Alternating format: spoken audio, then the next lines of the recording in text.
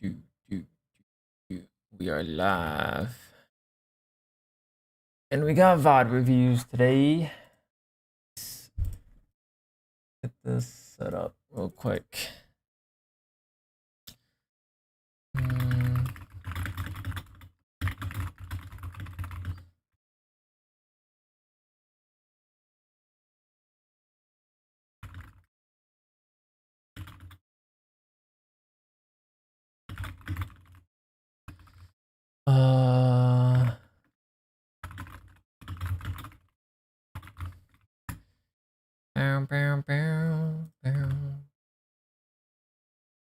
What's up, Sayo?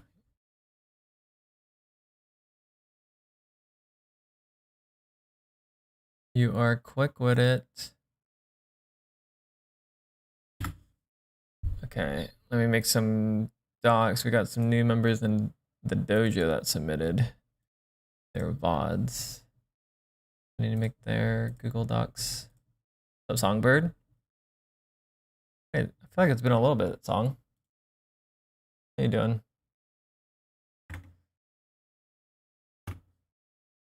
How's it going? For me? How is it going? Yeah, I'm doing pretty well. I went to a 5 Seconds of Summer concert this Saturday. Last Saturday? Yeah, most recent Saturday. That was pretty interesting. I don't really do concerts normally. Do I just back out work? Do you work in education? Because I imagine that's what you mean with back, with the school year starting. You do work in education, I see. I don't know if I should feel sorry for you or happy for you. Do you like it? Yo, Sonu, what's good, bro? Thanks for the prime. Hi, Reno. Who today? We have 4 different VODs, and I'll show you in a second. I'm just creating the template for people. Thanks again for the prime, Sonu. Are you gonna want to be in VC, Sonu? I don't know if you saw my message in the Discord. I just sent it out, so yeah, if that's cool, yeah, of course. You are 3rd in queue, so that'll probably be around, depending on how fast I get through these, probably around like 4, maybe a little bit after. Like in about like an hour or so. At a chud summer, it was no bueno. Damn, I get that. I get that. You can't be dialed all the time, though. You know. I get that. I feel like I had a pretty. What was it? July. July was rough. So I get that. I don't blame you at all.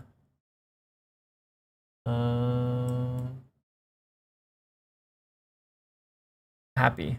Yeah, so you do like education. Okay, nice. I couldn't imagine working in education.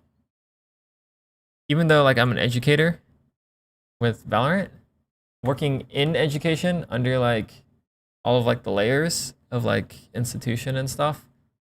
I don't know if institution is the right word. But like the perceived politics that I have on that, I think would frustrate me. I too work in education. It's something. It is something. It is something. I work at a private school, so lots more freedom. I see. That makes sense. It reminds me of the professor. Damn, there's like a Chinese professor on YouTube. Let's see if I can find him. Chinese professor lectures. You guys might know. Oh yeah, predictive history. Have you guys seen this guy's YouTube channel? He has a lot of freedom in his lectures because I believe he teaches in China. So like he can kind of do whatever the fuck he wants with his lectures and stuff.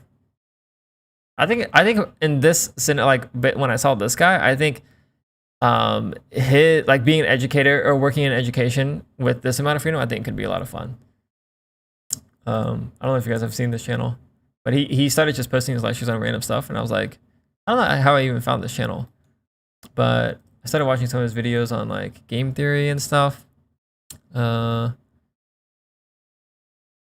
Just like just random shit too. Why the West is doomed. Oh, I think this video I watched is talking about how fucking wait, no, maybe it was this one. Using game theory to break down geopolitics. I thought it was interesting. Anyways, I'm getting sidetracked. Let's look for VODs. We have Jet Sunset Attack. I'm loaded in. Let's create the little pauses. I need chat on screen. Boom. I need ranks on screen. Silver 3. Boom. And I need to pull up the VOD. Boom. Wait, no, we have the VOD pulled up. I need to pull over the notes here. Okay. So we have a Jet VOD from, actually, let me turn on streamer mode. Not that, I don't think it would have made a difference for this one. But just in case I leak DMs. Okay. Streamer mode is on. Okay, let's see. Jet Sunset Attack, Silver 3 from Mr. Dumpling. I feel like I'm doing a lot of things wrong as evident by the rank, but a couple things I know. Even though I practice head, height, crosshair, and customs and DMs, feel like I often fall back to spray the body in games. Okay, so mechanical. I feel like I only look at the minimap when it's really safe, so I miss out on awareness a lot. 0 first bloods as duelist. This game feels bad. Okay. On attack, you probably won't get as many first bloods as you'd want. But let's see. Any major things we're doing wrong? You probably could get to gold just from training your mechs alone. But I mean, round 1 pistol, you can kind of already see we're going for a lurk. All right, you see we're walking A lane where your teammates go mid. Typically, it's good to kind of just play with the pack, which means being with the group. So that's something you can kind of work on here. I don't know how impactful that is in silver. Oh, good peek though. Green peek here on the left. So you've been practicing your mechs here. That's good. Crosshair placement looked fine. Peek here looks fine. Yeah, this is silver. We know how to contact angles. Wow, it's always so funny to see the minimap. You kind of walked A solo, then your Reyna kind of came with you, but then your Reyna went left side while we're walking right side. At least these guys are together. This is probably pretty common in lower ranks though, where everyone's kind of just separated, doing their own thing. Only there's another smoke here. Silver is so good now, that's what it seems like. What's up, Velo? Okay, we gotta pick mid, Reyna gets to pick 2. Market. Now we're kind of walking out, W comms. Okay. The main thing I want you to notice is how even despite you looking for all of these duels, we did not get first contact. And that's probably because you're being really careful. Sometimes when you be really careful, it slows you down. And that means that the round state might change without you. Your teammates got all these kills. It's been a minute and we're at a minute and 3 seconds, but you haven't seen anyone yet. So that could be based on what fights you opted to take. For example, you might have found a fight faster if you went left side over right side. You might have found a fight faster if you went mid with your teammates. But that's kind of the thing I want you to look at here is how fast you can impact the round is oftentimes really important in ranked. Bro, that is some dumbass gameplay. Not from you, it's from Phoenix like that. You are in spawn here, which is good. So your teammates kind of got the bomb site they're planning. They've kind of created the game state of 3v3. Right now, what you've done is you're impacting this round as you got elbow space, and now you're about to go for a spawn timing. So in other words, you're impacting this round as closing out the round. Let's see how that looks.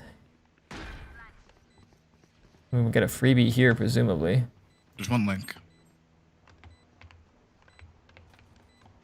Behind you, Jet. Holy shit. We didn't get contact until the last guy alive. In their spawn. And then you're already like risk averse. You're gonna play the 1v3. You don't like go for the fight again, which objectively makes sense. You're playing for the round win. I just want you to notice how we got no kills this round. You see that? That's super important. You're playing too safe or maybe too careful. You're in silver 3, right? So the most important thing that you need to develop right now is confidence in your duels and executing the duels well, which means you need to be just taking a lot of fights. Just like run at people. Run at people, take fights, take a lot of duels so that you can increase your skill. Oh, you're gold 1 right now. But ideally, you're just taking like a massive amount of fights a massive amount of risk. Nice. For the reps. That's the most important thing right now. I would say worry less about playing the game correctly, because your teammates don't know what they're doing. Just worry more about like winning fights. That's what I would say. Most people with the advice online would probably say the same thing. A little vacuum in the background.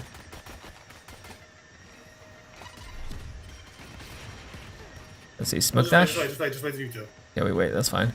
This guy's name is Might Be Your Dad. Okay, I'm gonna mute just for a little bit because of the vacuum. Let's see, the boombot goes, there's first smoke. It looks like we aren't going to go. So we're gonna reset. It's valid to reset. We got canceled. I don't really need to encourage you to just dash in alone and die, so reset back to A, this is fine. Breaking the door is reasonable.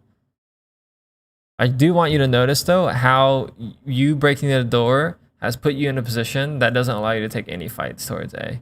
Your spacing is bad. So you're just gonna be far away. A bit far. Super important that you can try and be in the action. Like maybe if you wanted to stay mid, instead of like breaking the door, you can instead like walk top mid to look for these duels. You see the difference? One is avoiding the gun duels and creating pressure, and one is looking for impact by getting kills. Or just like don't even go for any of this and just go A and fight with your team. I think either or is fine, but choose the option that allows you to shoot people. Like even here, you thought about it, you can continue walking towers and just take the fights top mid. Like I'm okay with that. As long as you just shoot people.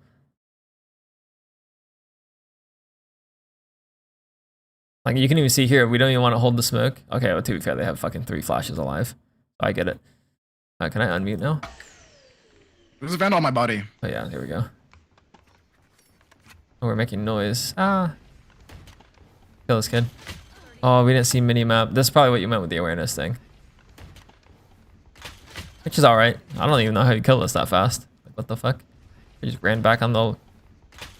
I killed us so fast. Alright, it is what it is. I think the main thing I want you to see though is just the like this downtime in mid. You can just look for this top mid fight. There's nothing wrong with that. More gun duels. More gun duels.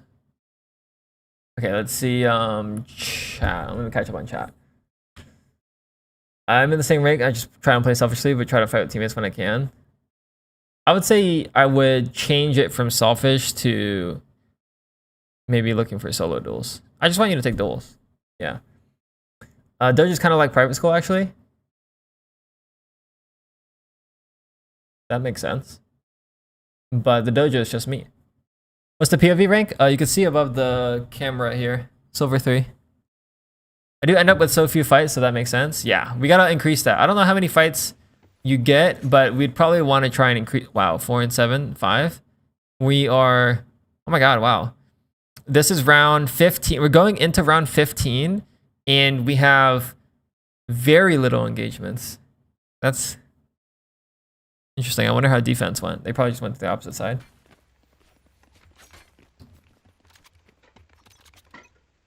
We need more duels. More duels. Like, I would rather, like, you see your scoreline. Notice how it's 4 and 7.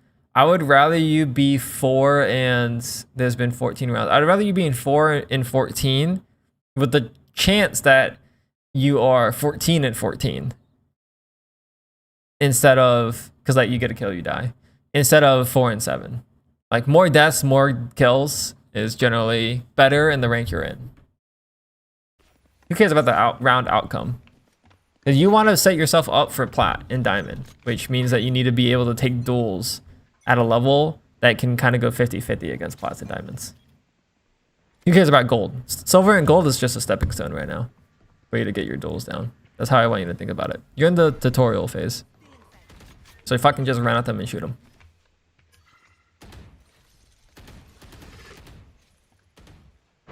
Reasonably, of course. I could dash him. Joe.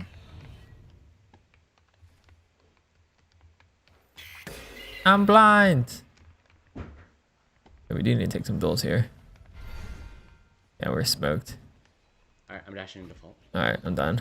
Dash. Look left, right. One stop mid. Yeah, we don't have the entry checklist. Oh shit, we died in the molly. Okay, that is a really good molly by him. I can't even lie. I want to show you the entry checklist. I'm just gonna quickly explain it. I've explained it before. But basically, you just want to look left, right on your dash, and then sit in your smoke. Like, notice how you dashed out and you immediately swung out of your smoke, which means that if you were to die right now, your teammate behind you can't trade. This is less important in silver, so just keep that in mind. Like, I don't really, like, if I was working with you one-on-one, I would be like, okay, like, what matters more is just increasing the amount of duels, but this is something you can just kind of clean up because it is a checklist that you can kind of practice. Let me increase my sense a little bit. So it would look dash, look left, right, sit in your smoke, look at mini map, and then peek out after, re-smoke if you need to. I'll link a video in your notes for that. I did another review of someone. Best club players, vodreview, probably Note XXD. Exclamation mark vodreviews doesn't work for YouTube. I need to figure out how to get commands working on YouTube, because that happens quite a bit, actually. Gotta practice clearing angles while dashing. Yeah, but also sitting in your smoke is probably the more important thing. You don't want to swing immediately because it means that I mean, notice how much distance you cover on your dash. You go from point A to point B. If you die here, the same amount of time it takes for your teammate to get there is significantly longer. So, in other words, they can't be where you are because you use the dash. That makes sense, right? So, you need to stay alive longer by sitting in the same spot in your smoke so that your teammate can close that distance. Yeah, I think you get the point. See a little A contact here. We blinded left, we break the dog. They smoked left, top mid dead. Weirdo. I don't mind this. You're taking duels. You kind of paused here though. You can activate your dash. Yeah, we're trying to trigger the wall. You see, notice how this is your bias. It's like, okay, like, I'm going to updraft and look for this fight. I see this wall, I'm going to activate it. But wait 1 sec. I got to answer the door.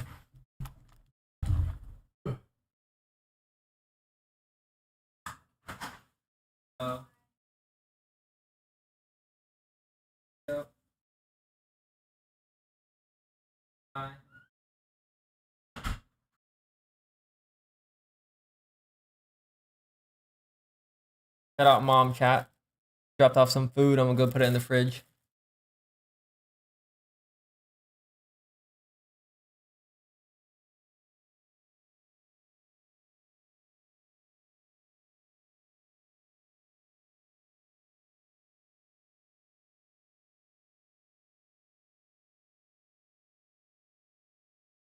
Okay, I'm back. How can you get VOD review? Let's try VOD reviews.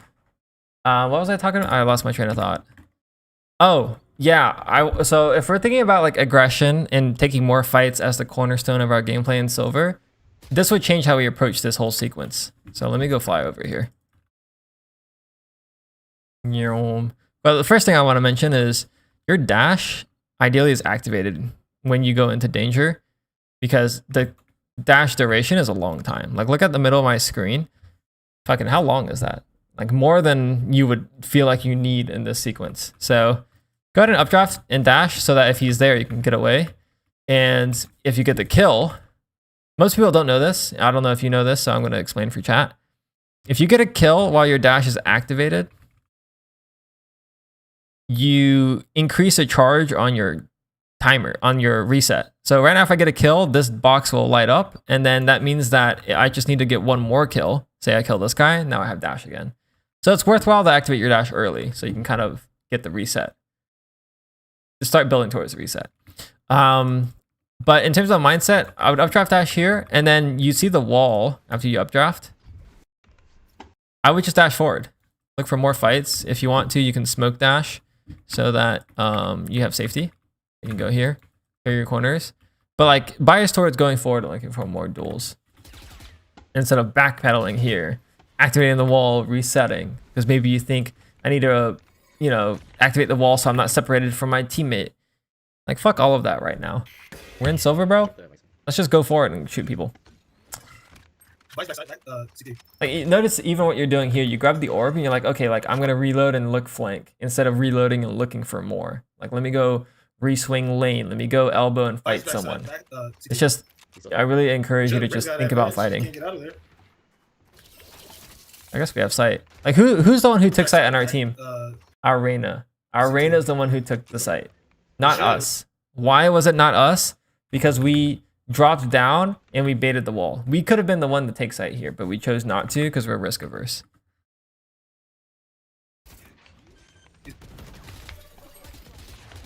Just by your left. Which, if you are quite risk averse, you can play different roles, by the way. Touch one more man. Yeah, Loki, I fuck with the crab spray. Man. So we are quite spray heavy. Maybe that's the thing I would maybe address in terms of a mechanics thing. I don't mind spraying. I think it's actually quite good.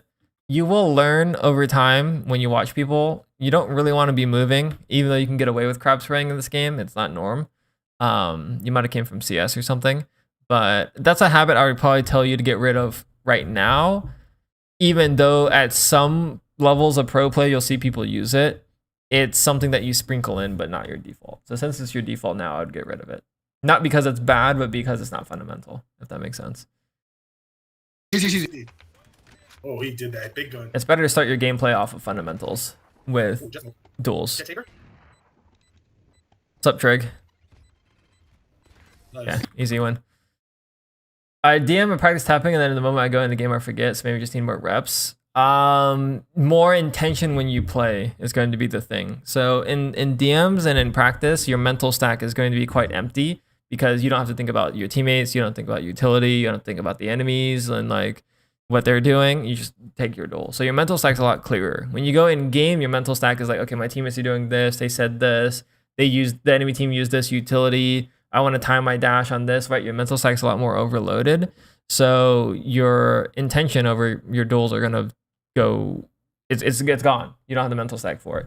So what you need to do is you need to have your mental stack be all about your duels and nothing else, which might mean you're gonna miss stuff on the mini map.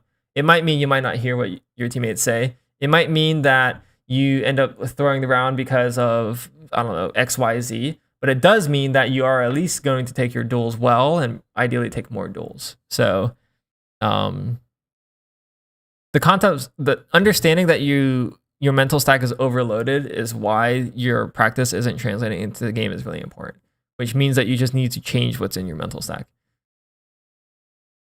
Easier said than done, of course. But again, you're in silver and gold. What I would want your mental stack to be about is taking more duels, taking more risk, and then executing your fights reasonably well. I say reasonably because you can only have a standard for relative to your skill level. Yeah. You're fucking tens and you're not fucking that's your dumbass go. Like here, for example, if your whole focus is just to take duels well and take more duels, and that means that you go alone and not with your team, I'm down. Like, fuck it. You know, maybe it's like better for you to go to the team, but if your mental stack can't handle seeing where your teammates are going and going with them, and you just want to go alone and just fucking focus on your fights, like, I'm down. It'll work. I promise. We're in silver. We're gold. Break the door and just run at this guy. You see how you're playing too smart? This is what I mean with the mental stack. Right now you're saying, oh fuck, I could have gotten a timing here. That's what you're thinking. You're thinking I can get a timing and then I don't want to make noise. But if we're thinking aggressive, take fights well, and whatever, like you break the door, activate your dash and just kill this kid. Or you might smoke dash, like break the door and like smoke dash to like get across the angle or some stuff. But at the very least, you're thinking, let me take the duel. Break the door. I mean, let me just close the door so you can visualize it. Oh shit, door is breaking. Okay, boom. Activate my dash, smoke. Oh, he's on the left. Pre-aim, peek, kill this kid. Okay, you might die. But again, we need more reps. You're running away from this fight because you don't want to give him the info. Jumped up. Nice. I feel like I always try and play quiet too often. And there's a time and place for that, don't get me wrong. But you are duelist, number one. Number two, you are in silver. I'm just going to keep saying it. Fuck playing correct in this rank, aside from just doing your execution well. Like the entry checklist. Look left and right when you dash, take your fights well, all that stuff. Wouldn't that be feeding? Oh, 100%, bro. Let's go feed. We're in silver. Everyone's feeding. No one knows what they're doing. Let's go fucking run it down. Take more duels. The goal is you need to be okay with feeding so that you can get really good duels. And like your duel conversion rate needs to be at a point to where you can duel against plats and diamonds, in my opinion. This is obviously an opinionated thing, but for long-term growth, Valorant is a shooter. So instead of trying to play the game correctly, and you can't take risk and shoot well, then you're gonna get plateau. You're gonna get stuck. Like, you could, in theory, play this way and play smart or whatever, and not have as many gun duels and stuff like that. You're gonna cap out. You're gonna cap out at gold. You're gonna cap out at plat. You might cap out at diamond. But if you have like a foundation where you can kind of take risk and shoot people, your skill ceiling is gonna be a lot higher. Again, because Valorant is a shooter. You know what I mean? I mean, let's look at this duel. This Reyna, fearless. Jump peeked with a fucking op. That guy, alpha. Okay, he lost the duel. So he might do that. He might need to do that fight 100 times more until he can get that kill. But if we pretend, like, who's a pro? We put 10s in this situation. He's gonna do the exact same jumping. He's gonna kill you, and then you're gonna die in this round. Why? Because Valorant's a shooter at first. It doesn't even matter. This guy's running it down and jumping you with an op. He's gonna kill you. 10s is gonna jump around the corner and kill you. And you might go like, well, it's 10s, but you can kind of get the point. Like, you see how we ran at this guy? That's what we need. Just fucking run at this guy. Now that guy's pissed. You know? Gotta take more duels. That Reyna did get their shot off first, so if they hit that shot, they win 100%. Exactly. Exactly. Exactly. Oh, you know, that fucking scared me, bro. 55 clove. I need to turn this shit down a little bit. Well, you said, did we see Vice and you're going back into cover? You see, we're playing too smart right now. It's, yo, where is Vice? Let me go kill him. Not, let me go fucking hide. You just cleared spawn. Why are we clearing spawn again? You already cleared spawn. Let's go forward and clear the other angle. Let's go find this guy. But you're trying to be too careful. You're like, oh, like, you know, I don't want to get caught by this Vice. Fuck, we got caught anyways. We got caught anyways, bro. You see how this guy's the aggressor and we're playing like a scaredy cat? I was going to say something else. You're playing like a scaredy cat, you're going to die, bro. Yeah. I mean, you can die going forward. I'd rather you die aggressing than playing scared. I think you get the point, right? You get the point, you get the point, you get the point. You get the point, you get the point. Let's keep going, though. You'll just continue to see more examples of this. This is typical. Like, you're not alone in this struggle. Valorant's scary, by the way. Like, I want to acknowledge, you turn the corner, you insta-die. Like, your omen just walking in the smoke, he insta-died. I bet you he jumped in his chair. He probably was like walking in the smoke, and then he walked in the smoke, and he went like this. That shit's scary, bro. 78 Sky, what the fuck, dude? Yeah, you and hear him said it. What the fuck, dude? Mid. Nah, she. This is a good swing, though. Mid. Notice how you're the aggressor, you get the kill. You're like, okay, let me swing this guy. Boom. Nah, she. Also, I like how you went for the burst and then you committed to the spray. It's good. Like, you didn't just insta spray. Nah, she locked in. Yeah, she's I'm got down in some bot lock mid, in by the now. way. And you win this duel too. Notice how when you just stop caring and you just fucking fight them, you're getting the kills. Nah, she locked in. Alright, you're like, alright, bet, let me run this guy By down. the way. Kill. Boom. Nobody on the team is positive, by the way. Yeah, they fucking suck. We got 2 ults right here. We could burn one of these shits. GG. I mean, popping knives here actually is not a bad call. But let's just see. I like how you took the space here at the very least. You're not playing too scared. Like, this is good. I mean, you started feeling yourself in this game, or this round. You're like, all right, bet, I'm going to go forward. I'm going to kill that guy top mid. I'm going to kill the guy market. All right, I'm feeling it. Instead of just holding the space, I'm going to keep going for more. Right? This is what your gameplay needs to look like. Not needs to, but I would encourage you to just fucking run it down. So it should be full clear. Now you're backing up. Now you're backing up. You're not playing fearless anymore. Like, oh, I'm in a 2v1. Let me go play with my fucking raise. Bro, fuck that, bro. Go run it down. Go throw the game. Guess what? We lost anyways. Just fucking run it down, dude. I mean, we probably would have lost anyways, but like, you know, at the very least, you wouldn't have died protecting your teammates. It's like, well, Dopai, like, you know, shouldn't he play the 2v1 there? I mean, objectively, yes. But I want our guy to be fearless. Market door. Phoenix Fearless and take duels. And take duels well. It's not just about increasing the amount of duels. It's about taking the duels we do take well. One top mid right now. Like here, you would updraft, you would activate the dash, so you can dash away immediately. Like I said earlier. Here's this guy flash, why'd you run away, you know? Reswing. Yeah, kill this guy. Chamber has B. Why are we committing You this can duel? come B, yeah. Kill this Come kid. B, come B, come B. This advice is for practice, not for playing correctly. The idea of playing correctly implies that playing correctly will create a good player. But you have to build up other skill sets first. Y'all keep faking, y'all just You can see I'm a fucking PR trained, bro. I'm fucking. You asked a question, I answered it, and said it and answered a different question. Fucking genius. Chamber has B. you can come B. But yeah, on this reswing here, just activate dash and go wide. Like you see how like you're juggling with your jet knives? Just go, just fucking jump in there. Ideally, what you do here is you activate your dash and you just commit to it. So with jet knives, it's like you want to activate your jet dash, float, and then go for the commit. Like it's just a lot simpler because you don't have to worry about, oh, I move right, my crosshair goes to the right, I move left, my crosshair goes to the left. You can just know that you're going to commit left and then aim accordingly. A lot simpler that way.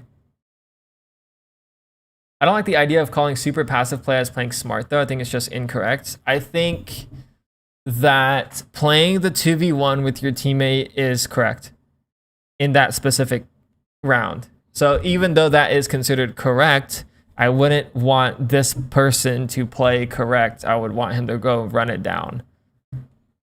I don't like, not that specific round, I meant in general. I agree, 100%. I'm making the distinction because I want to clarify that even in situations where it's better to play smart Valorant or correct Valorant, to not use that as a filter. You need to practice to build habits even if it's throwing. Yeah, as long as we acknowledge that it is throwing. Yeah. Yeah, exactly. Gotta build fundamentals, get to Radiant before you can even play correctly, become a pro. I wouldn't take it to that extreme, but you could, yes. You can come B, yeah. Come B, come B, come B. Appreciate what you do for keep our faking, comm. y'all I just appreciate you tuning in and sending a message. Come on. I full B, full B. Oh, push it. Just run. Damn, we I'm gonna go and I just got my... got nothing, bro. What are you gonna do? Sit in a corner? Honestly, that's valid. Both on me, both on me. I like how you don't commit the duel. You're like, all right, bro, I'm scared. But objectively, like, we probably shoot a couple of bullets at the guy, right? We just saw the guy. You're like, oh my God, I'm scared. Okay, so again, with this thought process, you see these guys 2 top mid. What do I want you to do? Do I want you to play your life because you have a classic and don't take the top mid fight? No, bro, fuck that. We see them? All right, bet, let me reswing. All right, bet, let me smoke or something and then peek out of it, dash away. You know, let me just fucking shoot these guys. Even though we have a classic in the top mid. Both on me. Look, you're playing your life here. You played for info, you didn't go for it.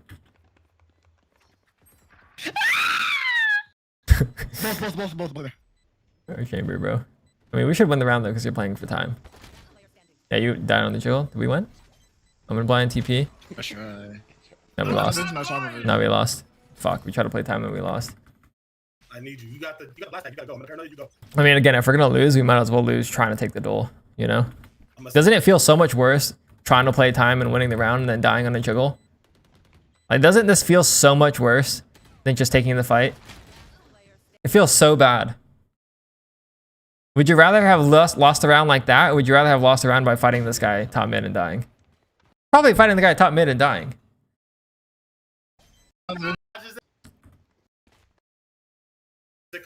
Sick you on them. Maybe jump peek is viable? Yeah, jump peek would be good. We also had 2 smokes. Notice how I'm not even mentioning those things because I don't want to... The takeaway is to take more fights, okay? The takeaway is to take more fights, so I don't even say those things. Yeah.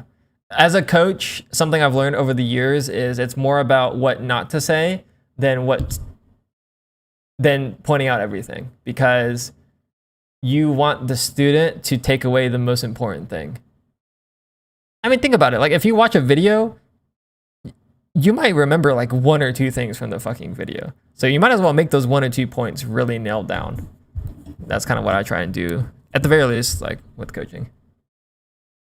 Tell someone how to play pro, they won't learn. Yeah, you gotta. Well, it's not even that they have to get there themselves. It's more so that people don't have the capacity to learn multiple things at the same time.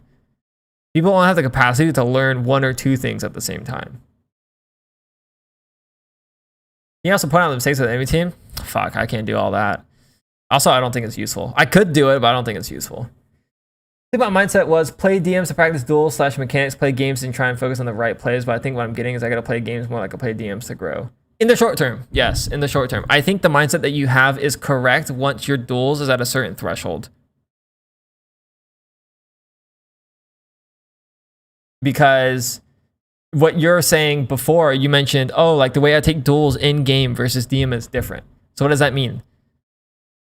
It's not translating. So that means you need to play the games like you do DMs, and then once your duels are the same ways you take, like that mental stack is somewhat cleared, then you can kind of do other stuff. It's like lesson in school, you don't just hand them the whole textbook. Exactly, yeah. Yeah, that's a good way to do it. Because in school, you learn lesson by lesson. You don't learn 2 lessons at the same time and try and put them, I mean, I guess you do if you have multiple classes, you have different lessons going. But in that one class, you're only doing lesson by lesson. Yeah, you go by unit. Yeah. You guys get it, bro. I don't need to explain it to you. You guys get it.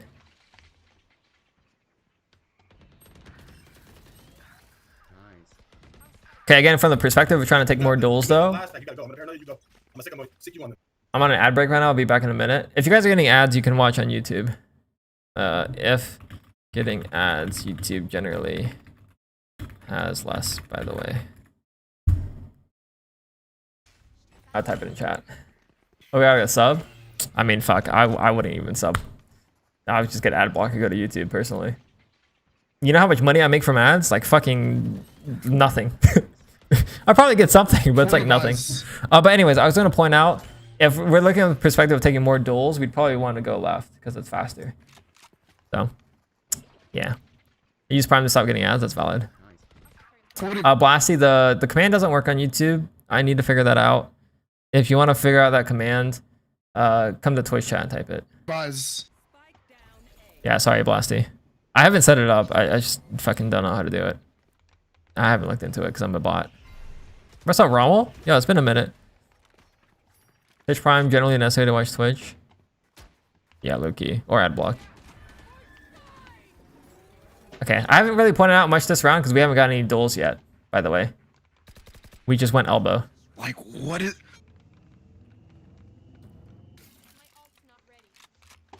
Who's gonna get the bomb? You can rejoin the dojo? Come in, brother.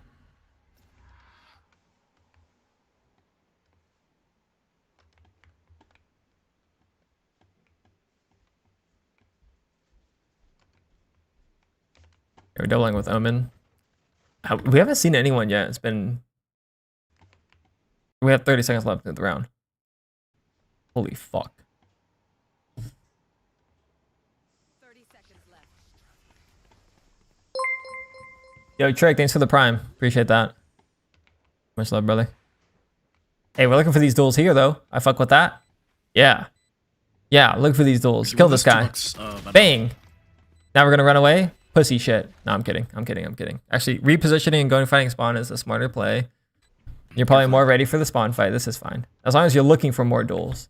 Like, if you took that fight and fell back and sat default, I would be mad. But you took the fight, you reposition, you're looking for a spawn fight, I think this is good. And now we're hiding elbow. It's not bad. But we get smoked off. Ooh, imagine we stayed and we look for that spawn fight. We can win this round. Oh, no. We went off time? It's not even planning for us, is it? You have dash. Okay, we got there. We got there. We got there. We got there. Yeah, main thing though, again, we just want to look for more duels. So let's go into our notes, yeah? This paid coaching? Yes. People, okay, so I'll give you the TLDR and how this works since... Okay, well, let me do the notes first and I'll explain how this works. Okay, so notes, what we need to do is we need to adopt the mindset of taking more duels, more risk, and executing the duels well. Have this be the mental stack and forget everything else for now. We'll revisit it in the future. And then in practice, this means taking duels how you would in DMs. No crouch spraying, a crab walk spraying. This means going forward rather than back to look and hunt for duels. This means being okay with feeding. Yeah. I'm not even gonna, for now, let's ignore other stuff. And just focus on the duels. I was gonna say, like not including the entry checklist, but maybe I should anyways, because it's a mechanical skill. So, it may still be worthwhile to learn the entry checklist, since that's an execution thing as well. Then let me find the video for you.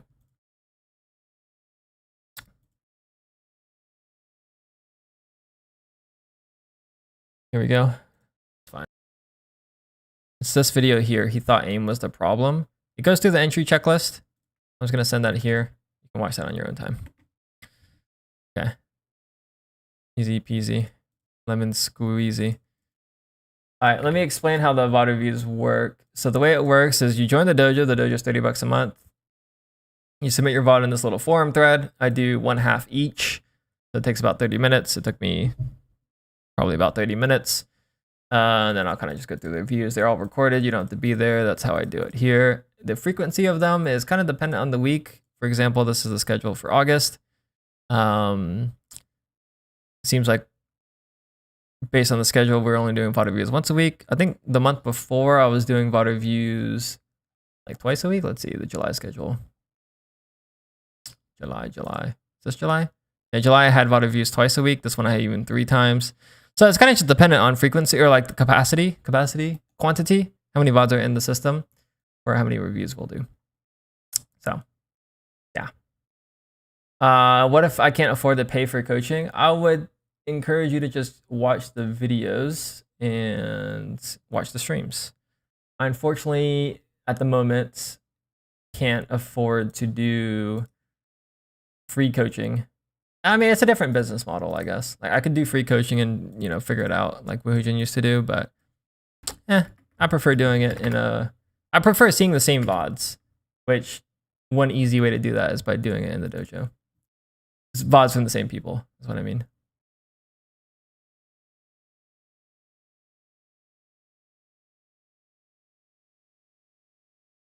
WView, thanks, of course. Do you do advanced dish mechs coaching, say for around a modal trying to hit top 1K? I can definitely point out mechanics. It's not something I bias towards because I think most people focus too much on mechanics. But if you're in low elo, it's 100% important. Like, don't get me wrong. But can I? Of course. I mean, I fucking watch pros all day and I see how they take fights. It's something that I only really do if I think it needs to be done. But if that's the request, then I mean, yeah. There's always lower hanging fruit for most people in that rank, though. You get my drift. Harbor Breeze. All right, let's go. Oh, I need to update the rank. I'm in 3.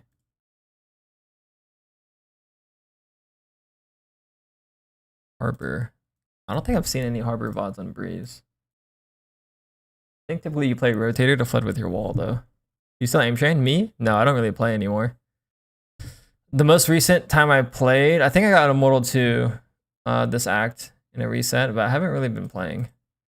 Let's see. When did I end? Act reset like today, right, chat? I think I ended Immortal 2. Yeah, I ended Immortal 2. I only played 25 matches last act. I haven't really been playing. Want to be like Jing? Jing is goated. I love Jing. So good. He was definitely one of my references for learning the game and learning Raze as well. Such a good player. Agree. It's just been I watching some pros too recently. It's sort of noticeable that some of them will sort of shoot and before the kill animation pops up in Kofi, they already target switch to another guy. But if there's a way to build up that. In aim trainers, that's static clicking. Well, that's really like any clicking scenario in aim trainers, because you're kind of told in aim trainers to kind of go for your one shot and switch to another target. The way you would do that in the range is you would probably play.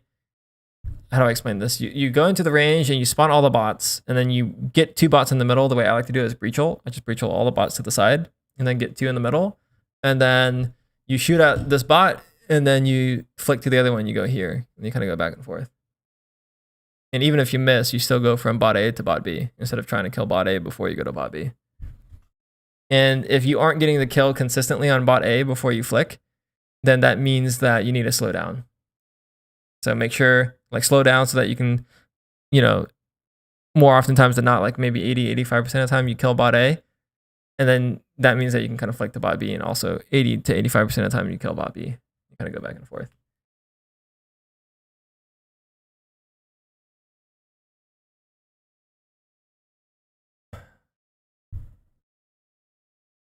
I played in 3 years. How much better are players now? Exponentially.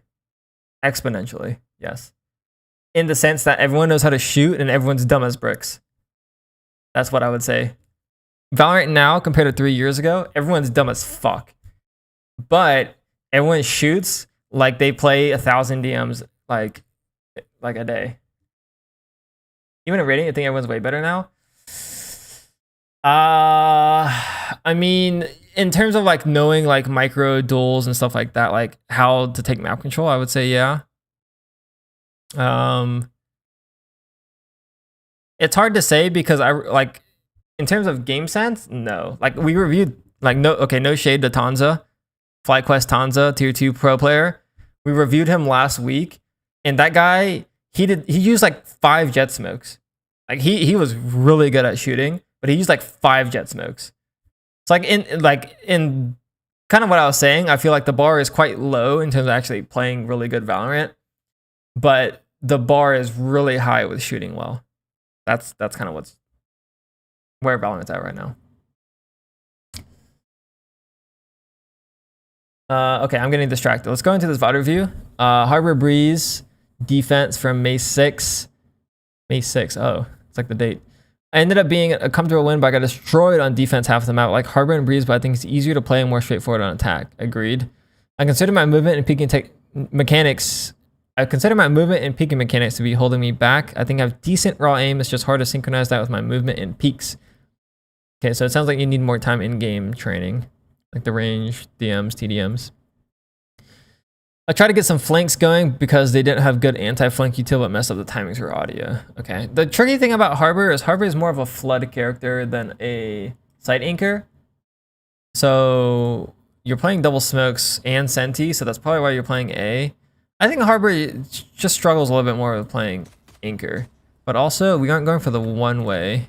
I haven't seen much Harbor at all, but I would imagine it's important for you to just play A with the one way here instead of trying to go for this wall shit. So that's probably the easiest fix our A hold. To train aim, would you recommend something like aim labs or going into the training range? Both. If you're newer, definitely use aim labs. Get your newbie gains. Once you have your newbie gains, you know how to move your mouse, then you can kind of do both. Some people can get away with just doing just the range, but aim trainers are more efficient. For aim training, is it optimal to first play these general benchmark like Viscos and Voltaic that hit decent rank there, or just grind Valiant playlist? I would say don't worry about optimal.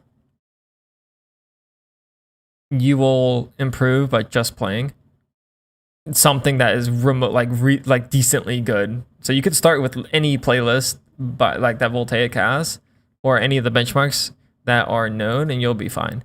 But if you actually want the answer to your question, despite me not thinking it is that important, then I would say if you're a Valorant player, focus on Valorant, just play the Valorant Voltaic benchmarks. I think movement matters so much in Valorant though, you can't get that in aim trainers. 100%, yeah. But the question was specifically aim, not mechanics.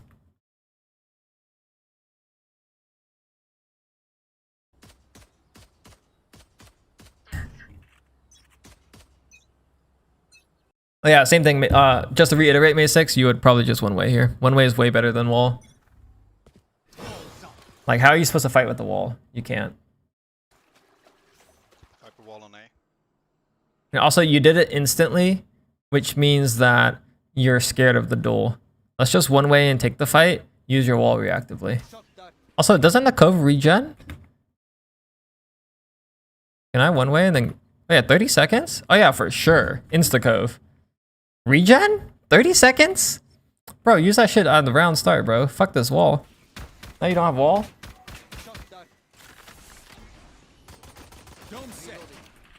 Okay, it seems like we've made it our job to just smoke them off and delay. So we're avoiding all gun duels possible. That is not how we want to be thinking about the game. What you want to do is you want to segment space instead and think about it in layers. So layer 1, you take your early fight here. They use util to push you off. So they might drone, they might omen blind. Okay, boom, now you fall back and then you wall. Now you can kind of hold this wall. It doesn't even matter if the wall is shit. Okay, actually kind of, this wall is pretty bad. Let's try that again. Maybe do a slightly better wall, who knows. You can do this one and then you can kind of hold this. But now you contested the early space and you can kind of fall back. In a more realistic example, you probably would do one-way A main, you would fight the one way, and then you'd fall back to somewhere like back here. And then you can wall, like segment site like this. Like, look at this wall. This wall is awesome, dude. They can't push through this. They can't get the bomb down. They have to push. Like, they're going to be so scared. They're going to get through the one way. They're going to see this wall and be like, holy shit. What do we do about that? And then they're going to freak out and then die. Or if they push the wall, they get slowed and then you kill them. So what's the takeaway? Don't use your smokes to hide from fights. Segment space better, layer 1, layer 2. We're so focused on smoking the choke. That's the only smoke we know. Oh my god, we win. Fucking shout out, chamber.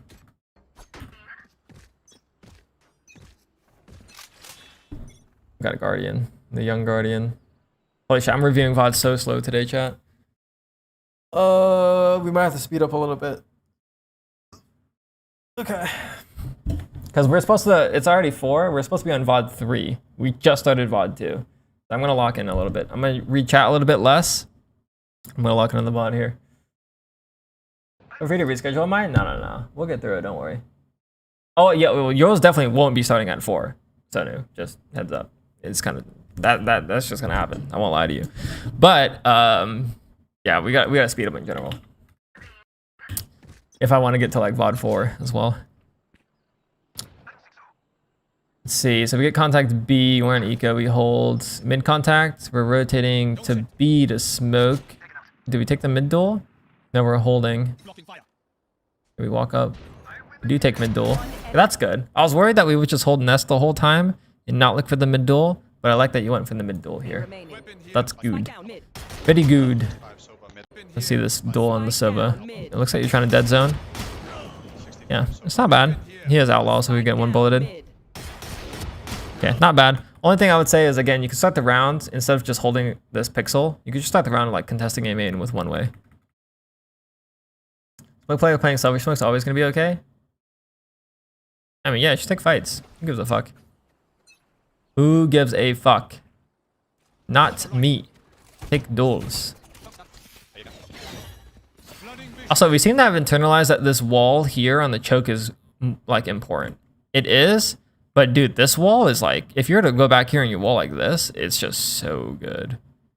So we're just so biased on the main smoke that we don't know the value of other smokes.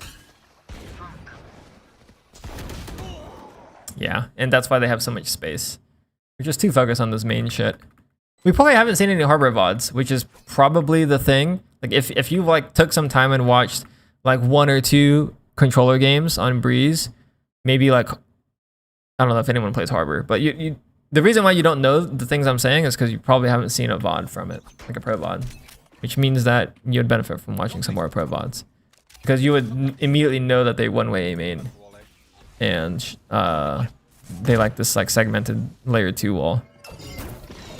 Oh wow, feels bad, man. You can see we just get fucking dove on. Also, that's also why Harbor sucks ass on fucking site anchor. Like, what are we gonna do here? You know, Harbor is way better as a rotator. I feel like you could have started the round like mid door, fought this, rotated back into the wall like this. It generally works a little bit better, but it is what it is. A good ass hinder. Here, we're playing rotator now mid door. This is fine. You can still one way for your teammate A main. We're gonna wall the block off mid. That's acceptable. I don't mind that. Kofre, we walk out mid. I do quite like the idea of getting active. Smoke B. Yeah, fight this guy. Go, go, go, go. Get the pinch. With the flank. Bang, bang. Nothing? Where the fuck did he go? Oh my god, we got cleared. Spike planted. That's kind of unlucky, actually. Next. Back to mid door. Well, I just realized we have the Viper wall for mid. We don't even need to be using our wall. Also, this wall might be a little too deep. They might run through that wall. I think they could be in front of it. Yeah, that's a little deep. They could definitely timing that. Sounds like they're out A. You smoke the choke. Sure. The dart lands. Wow. Teammates are flooding. Okay, you can see how we aren't trying to flood here, which is why we're late. Because you haven't made it your playstyle to flood. You're just thinking, okay, I'm going to smoke and I'm just going to stand here. If you were like thinking about flooding, you would have thrown the smoke and then gotten really close. Then maybe you can like flash through and get a kill or something. Or swing off of contact. Oh, low kill here. Oh! Okay, we got the kill. Easy. Okay, back to mid door. Mid door is a good position. You need the wall to flood though. I would prefer the wall for the floods. Go for a flank. I don't hate it.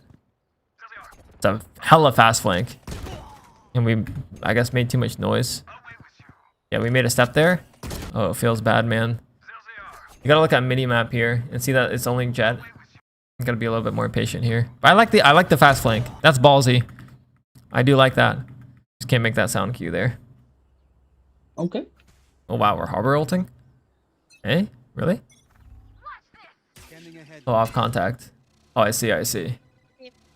Okay, I like the idea. Wall for the rotate, sure. That's fine. Hey, Baba. Go for the flank again. You could also ult. Here we go. Quick, quick, quick. Kill him, kill him. Nice, one close right. Nice, one left. Probably. Just Next to chamber. smoke bomb. Get on bomb. Last player. Smoke bomb. Whoa, 18. Get on bomb. Smoke bomb. Okay, we get there. Okay, I don't think we're a controller player, are we? Let me look at his tracker chat. I don't think this guy plays controller. Sova, Omen, Clove. Let's see, all time. Jet, Omen. Okay, we have a good amount of games on Omen, though. We don't know to smoke bomb there. We don't actually have that much playtime in the game overall, though. I say that, 900. 900 a lot. It's kind of spread out, though. 900 over the years since episode 1. Probably not that much.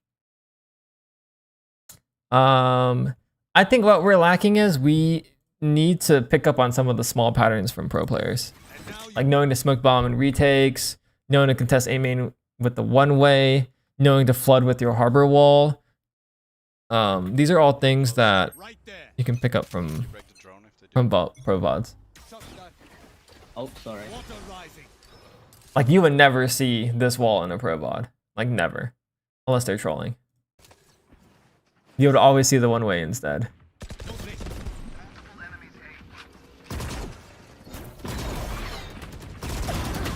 Wow, you got there though. Nice, good kill. Something I would maybe suggest is also using your util to counter util. So for example, when they make it through your wall here, I think your instinct shouldn't be to smoke, but instead to flash. It's like, I mean, let's just throw this wall. Let's say this was your wall and they make it through the wall. Okay, I didn't mean to put the wall out like that, but you could take the fight by bouncing your flash off of here and they just fight. This flash is going to hit everything in front of your wall. You can just get kills that way. But we aren't thinking about it like that. We're just like, we aren't using our util to take duels. Also, I've never really played this character since the change. This harbor flash looks fucking sick. Like visually. Doesn't look like he has a plan for the exec. Seems surprised by the dash in the drone. I wouldn't say it looks like he's surprised. He literally just doesn't have options because he sits in a corner. Like he sits on the A corner, he sits in this corner. So against double dive, you're gonna get shit on. That's just how it goes. And that's because he's not segmenting space. Like against double dive, you're better off playing for like layer 2. Because like then they dash out and then now what? They can't get through this wall. Okay? But the other thing too is like his cove is the thing on the choke because he keeps doing aggro walls. If his wall was here when the exec's happening, the jet dash gets slowed and they go like 2 centimeters. But it's a cove and not the wall, so they don't have the slow debuff. Yeah, feel me. Thought he was bad. Harbor is not bad. Harbor is not great in ranked, but Harbor for floods and stopping hits and segmenting space and pro play on this map, fucking, it is nice. Also in pro play, they use the cove to default B main, so you can get the orb. Like B orb is free. I don't know if you've seen this default, but the cove is only 30 seconds, right? So you do high cove, you one way, you wait for the thing, it peaks, you go, and then you activate the shield and you get the orb. They do that like pretty much every round on Breeze.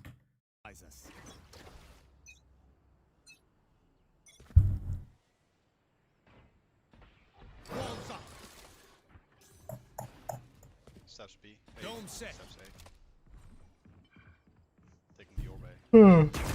Oh yeah, wow. This guy actually walked through the mid wall. Yo, this jet, Steps B. that's kind of crazy. You just walked through your wall, but it is worth noting that we aren't even holding our own wall, which is I guess a problem in itself. But that's kind of ballsy. That guy just walked through that mid wall. I can't even lie. You want the fun side? We're more focused on smoking than we are Yeah, we just like fighting in space. We just want to like get all the smokes down for our teammates. Nice shot. They're up mid. Watch out. Ah, good flash though. Ooh, nice dead zone. It seems like we actually have fine movement. You said that was your problem. Let's see, what did we said? You said I consider my movement and peeking technique to be holding me back. I think chat would also agree with me. That is not the case. We just have no idea how to play Harbor on defense, Breeze. Yeah, I think your movement and your duels are fine.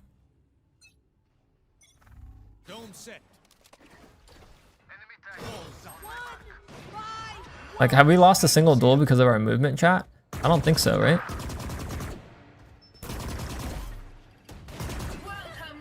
That was one of the few opportunities how to take fights, yeah. Because he died on the A-hold twice against dive.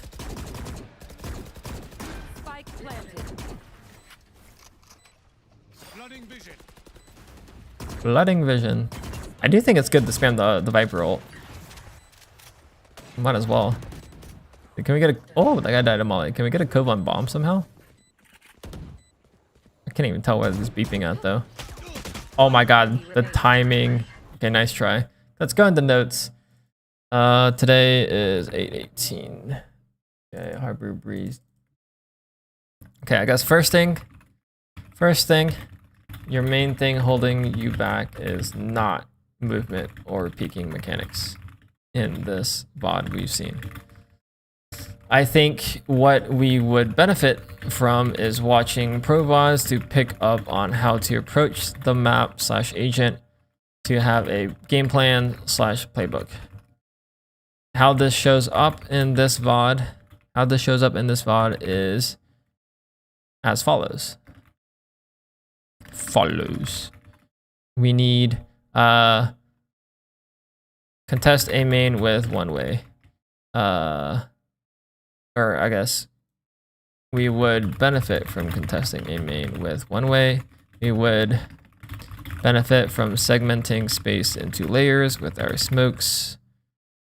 We would benefit from playing positions to flood with our wall.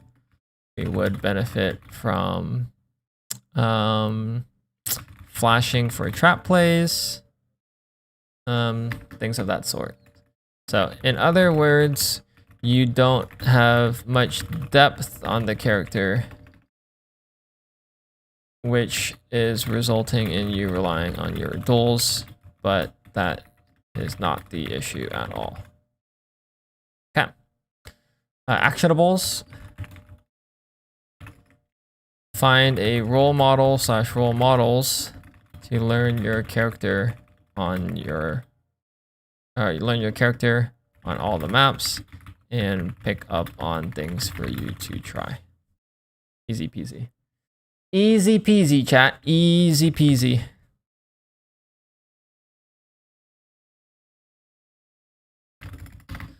Okay, and then Diamond 3. All right, that's VOD 2. Now we're on VOD 3. VOD 3 is the guy in chat, if I'm recalling correctly. Yes, Sonu. Sonu, are you still around? Also Breeze. Also defense, but we're playing Yoru. Where do I join? Yeah, let me make a VC. You should be able to see my VC now. I'm gonna cap it to 2 members. And then I am going to screen share. What's up, Sonu? Hey. Playing Yoru in the Big 26, bro? How's that going? I was sad because I came back to the game and I'm pretty sad that how nerfed he got, losing the extra flash and. Oh yeah, he got shit on. At the very least, they rebuffed him recently. Like his TP is what, 20 seconds instead of 15? Yeah. Oh yeah, that feels bad too. How fast? Because you used to be able to just hold a site and then rotate whenever you wanted. Oh yeah, you gotta that shit was broken. Yeah. Thanks for doing this, by the way. Yeah, of course. Thanks for submitting. Yeah. So I just watch on the Discord stream, right? I don't watch on the Twitch. That's correct. Yeah. Okay. That is correct. Okay, let's see. Yoru Breeze. I'm screen sharing, right? You can see everything. Oh yeah, I can see it. You can see Discord currently. Oh yeah, I can see. Okay, So you're perfect. looking at the chat. Yeah, and you can see my. Can you see this yellow drawing? Okay. Okay. Yeah, I see it. Okay, we're doing good. Okay, let's see. Let me read your notes. 2 big things I feel like holding me back are confidence when taking fights and good crossing placement. I feel like these are together holding me back because on Yoru, I lose a lot of duels. I like to more consistently win or put up a decent fight without panic. Okay. I like that your focus is on the mechanics given that you're in Silver 3, which is opposite to the guy we just saw. So typically low ranks, I mean, you were here for the first review. Yeah. Low ranks, that's good. Look at the duels. Yeah. Yeah. Let's see how this kind of plays out. So you're playing spawn rotate or spawn TP. You have the classic.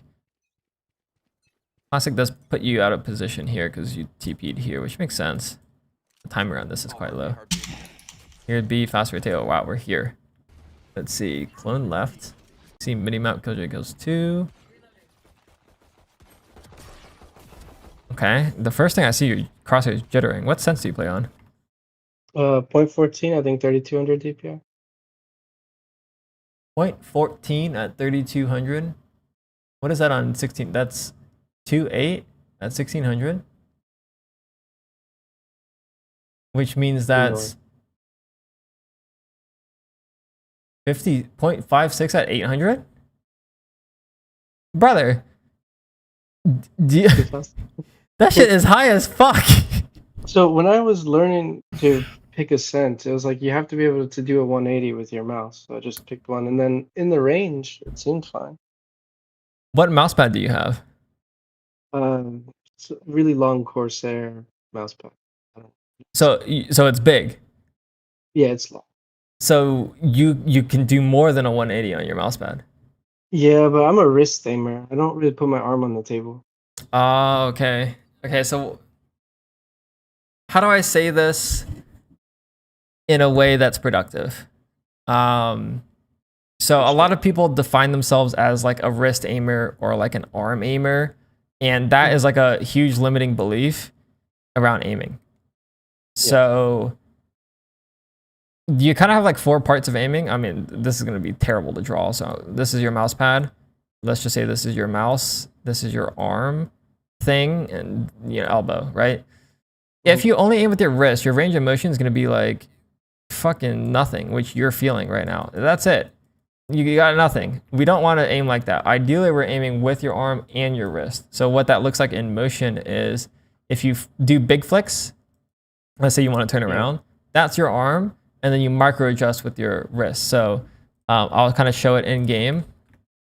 If I turn around right now, this is going to be my arm. And then when I aim after that, this adjustment is going to be with my wrist. You see that?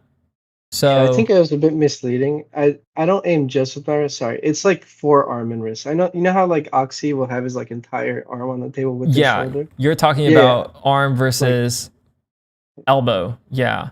yeah. I have like just up till my elbow on the table. Yeah, okay, perfect. That's what I do too, which means we can lower the fuck out of your sensitivity, brother. Here's what I'll say about sensitivity. Don't overthink it, but at least play in the range that is what pros play on. Okay? You're already at the threshold where you're playing sensitivities that pros don't even play on, which Yeah. if we look at it from that perspective, you're hoping that you're an outlier. And even amongst the pros, the ones that are high sense are lower than you. So you're like Yeah. an outlier amongst outliers. It just makes your job a lot harder. The way that I would probably think about this is like you're trying to aim the equivalent of running with like 200 pounds on your back. It's just way harder to run when you have 200 pounds on your back. And notice I said 200 and not 20. That's how far your sense is. That's So fair. I was thinking of lowering anyways. yeah, I mean, literally, if that's the only thing you did, you'd probably rank up because I can't even imagine. I mean, we just saw the first fight. I mean, we can just go back actually. Yeah. Where the fuck am I? Okay. Here, right here. I mean, we just look at the fight. Why is it so slow? What am I? Okay. Let's just look at the fight. Look at your crosshair. We can't even track the guy. The guy is going slow as fuck. Look at him. Look at him. Look at the veto. He gets hit by the turret and now he's moving so slow, but we can't track the guy as we're shooting because you have 200 pounds on. Yeah. Or I mean, actually, the better analogy would be that you have no weight on and you're 1 pound, but like I think it's yeah, and you get the point. It's higher difficulty. So let's kind of go into acceptable ranges. Fuck, I had a whole like presentation on this at some point. There's a whole video on this. You can use Exter's sense. He uses 1600 at 0.15. Yeah, that's fine. Yes. Usually watch Yeah, that's good. That's a great sense to start on. That's probably the ideal sense to start on.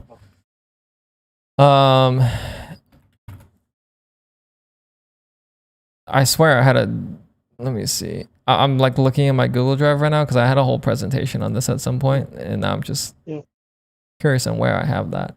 Does anyone spreadsheets? No, presentations. Okay, 1 second. Level up your aim. Okay, here we go. Here's my presentation. I have a video. This video is on YouTube somewhere, but let's kind of go into this thing. So find your perfect sensitivity, PSA method, good starting point, whatever. Balance is more important than perfect, okay? You kind of like run through this calculation. I don't really care about that shit.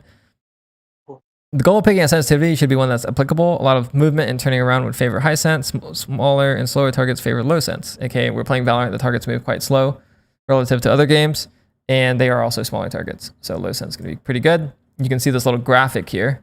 So right now, you're probably playing, I mean, chat, does anyone know the CM360 on this guy's sense? You're probably playing over here. Like Roblox range of sense, according to this graphic. You can see it's under aping and very fast. Yeah. We need to get all the way our asses over here, somewhere like here. So yeah, I think you get the point. Yeah. I'm nailing it down. Here's the graph that I would encourage you to start on. So like the highest that I recommend people to start on is 800.4. You're playing on the equivalent 800.5 something, 8 point, what was it, 0.56 or something like that? Yeah, I think that's what you said. Yeah, so like if you wanted to lower it to the highest that I recommend, I would go to 0.4 at 800, which would be 0.2 at 1600, which would be 0.1 at 3200. So you're on 0.14 right now, just go to 0.1. And then if you want to keep lowering it, you can. But at the very least, that's where I would start. Okay. I also play League of Legends a lot, and that's hence I never changed the DPI to be anything lower. That's fine to be a high DPI. It's different anyways. If you lower the set, it's more natural to just use wrist. The wrist more hurting the wrist perhaps rather than using arm. You're saying you want to develop both sides of your aim, wrist and arm. That's what you're asking. But you can bias towards higher sense to use more wrist than arm, yes. Holy shit, that was loud. Your movement's quite nice though. Like you aren't like standing still when the guy's shooting at you.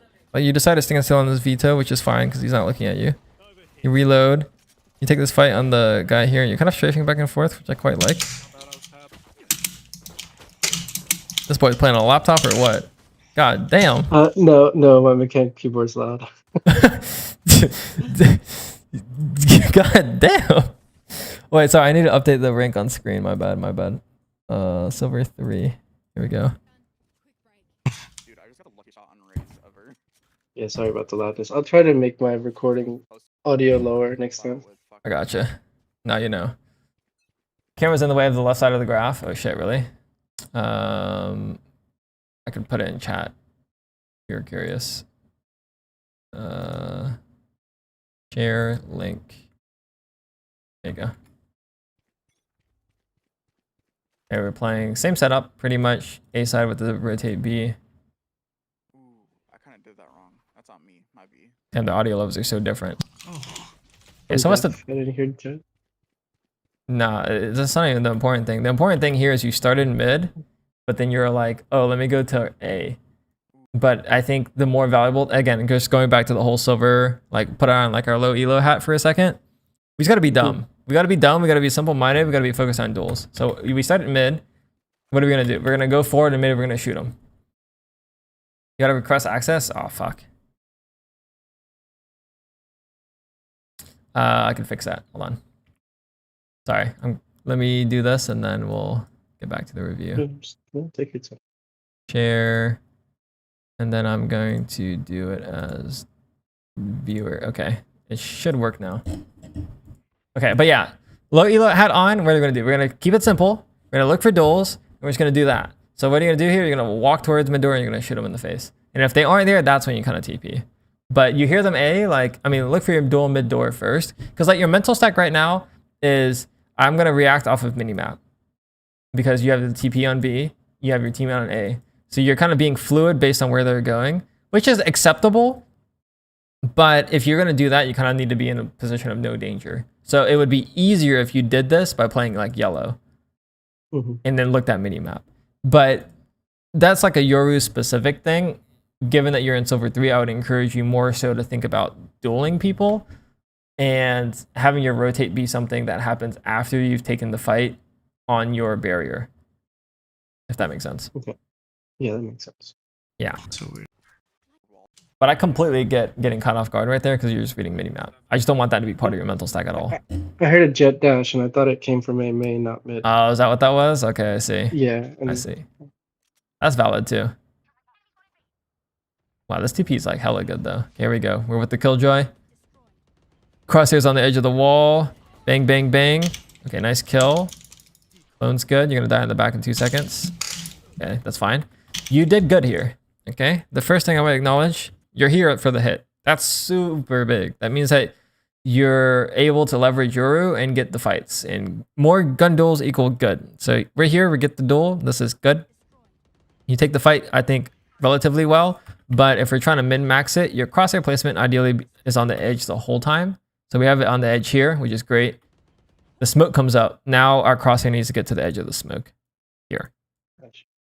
That you actually kind of do it a little bit. You move it slightly, but it's not fast enough. And it's also not wide enough. This is something that you'll learn over time as well. But I would maybe encourage you to start hella wide and then go closer in general. So like, well, first of all, do you even know what I'm talking about? Like holding wide? Yeah, I watched your video on it. Oh, perfect. Yeah. So some people, when I say hold wide or like away from the wall, they're like, okay, this is like enough. I'm explaining it for chat as well. This is not enough. You will not react unless they're shift walking or crouch walking. Instead, like I would rather you hold this wide than this wide. I know it's an extreme, but I would rather you be here than here. Because then you can kind of slowly work your way in to something that feels nice where you can kind of click time as opposed to working your way out and always being wrong. I think I personally just believe holding wide is a little bit easier, I guess, is my viewpoint on that. But that's what I would want you to improve on here. Is you're holding on the edge, I just want you to hold wide and then hold, like react quicker to the smoke change so that you can get wide. And then this clone, like you have the right idea here. Trying to get the gun, like you have the right idea. I think flashing here just objectively is a little bit better than clone, so that you can actually get the gun. But if you are going to clone, you kind of have to swing with it to get the kill. Like, kill this guy first and then get the gun. If you have the flash, you could probably get away with just trying to grab the gun and getting back out. If that makes sense. Like, the flash is a debuff, the clone is not a debuff. So apply the debuff to get the gun. Yeah. But good TP, I would say. You review tracker? I don't do tracker reviews. Not only block off elbow, but also block off sight, so you have no switch with Phoenix, just like going through. Okay, same start. I mean, I like that you're doing the same starts. Keeps it simple. Let's see, do we fight this kid? You like to clone peek a lot, it looks like. Nice spray. Okay, you're getting the sprays. I'm gonna mute and then slow it down so you can kind of see this. So clone peek, you pick this angle and you kind of like wide swing. I want you to see that. When I say deady peek, do you know what deady peeks are? Just like jiggling.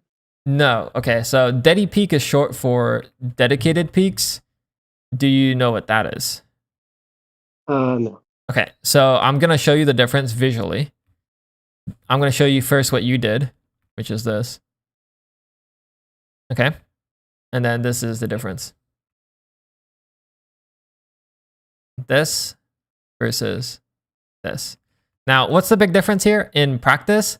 One is that you pick the angle that you want to peek ahead of time. So I want to peek on the edge of this door. That's what I want to peek. Boom. Why is this good? It means that I am already standing still so that I can focus primarily on reading what's on my screen and then shooting. What you're doing by swinging is what we call a wide swing. You will stop after you see the target, react, and then kind of aim and then stop. So let's kind of just see what you do again. You see the targets, and then you're going to keep moving, and then you're going to aim, and then you're going to stop. That's kind of the order. And there's a time and place for both, okay?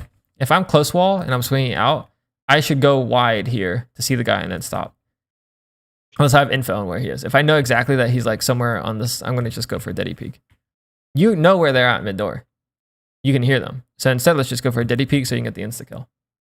And you probably... isolate those fights? It's less so about isolating the fight, even though that is important. In my opinion, it's more about the speed of the kill.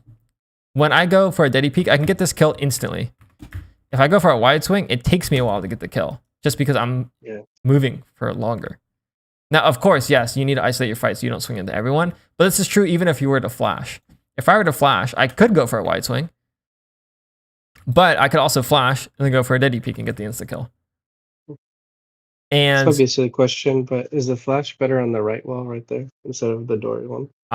This one here, you get half blinded. This one here, you can swing with it, so it's a one-way flash. In general, if you can bias towards one-way flashes that don't half blind you, it's going to be a little bit better, so you don't get disoriented. But also you can catch them on earlier timing. Like if you swing with this, you might catch them turning around and then the flash pops. Whereas if you go here, you kind of want to wait for the flash to pop and then you swing. So tempo-wise, one-way flashes are faster because you don't have to wait for the pop before you swing. You can swing as it's traveling. Does that make sense? Yeah. Yeah. Good question though. But here again, because we're silver, the thing I want to kind of nail down on is taking fights, like more of them, like just being aggressive in general, and then how we take the fight. So this is an execution thing. Your execution on the fight is we went for the wide swing and then you missed the adjustment a little bit and then you kind of got the kill after. I think the better thing to look at here is if you have info on where the opponent is, don't go for wide swings, go for steady peaks. Some people would conflate two ideas here, which is slicing the pie. I was just thinking that. And deady peaks. And yes, they are similar, but it doesn't always have to be like the tool that you use to slice the pie is deady peaks. Slicing the pie is kind of a concept in general to isolate your angles. So as a result, I guess if you do deady peaks, you end up slicing the pie. Like they're tied together, but they are two different concepts, if that makes sense. One's the execution, one's the idea. Yeah. So the takeaway there is to deady peak, not wide swing. If you are going to wide swing ever in this game, it's better if you do it with the flash. Deady peak, I generally can't hear what you're saying. It's deady peak, like it's short for deady, like dedicated. That's kind of it. But okay, we could just call it hard peaks instead. Like I've heard people use the term like hard peaks instead of wide swings. You feel me? I could probably just start saying hard peaks. That's probably easier. Because you're dedicated to the peak, win the duel or die. Because you chose an angle ahead of time, I think. I think I heard it first from Silent X when he was coaching JG, and I was part of that, like on the icebox. It's like, you guys, you're not doing any Diddy peaks here. You guys remember that? OGs would know. JG, Jet, Icebox, Silent X. Remember that? There you go. Okay, same setup. Your pre-round's the same every time, so that's fine. A good rotator playstyle, especially on Euro. Keep it simple. I fuck with that. Walk push A. Hey, man. Yeah, our audio is obviously backwards because Brim's mid, but that's okay. Same thing with the jet dash. What headphones do you have? Here? I don't remember. Do you have HRTF on in the game? I have to ask, just because your sense is high as fuck too. Oh, what headphones? Oh, what headphones? I thought you asked me what happened. I have Cloud9 Hyper Elf. Oh yeah, you have the hypers? I mean, they should be good enough. Do you have HRTF on? No. Do you know? No, I'd have to check. Okay, yeah. Oops. Might be something to I check. want. Because Yeah. twice now you've had a wrong read on the sound. Yeah, when the sound's behind me, it sounds like it's coming from like back right and back left. I gotcha. I struggle with that too, by the way, so. It's interesting that you don't peek A main here. You kind of just sit. The same idea with the whole, like, let's just take duels because we're in silver. Like, you notice how, like, you got to A main. I just want you to just fight A main. Clone, flash, do some, like, dumb shit. Run in here and die. I couldn't even give a fuck.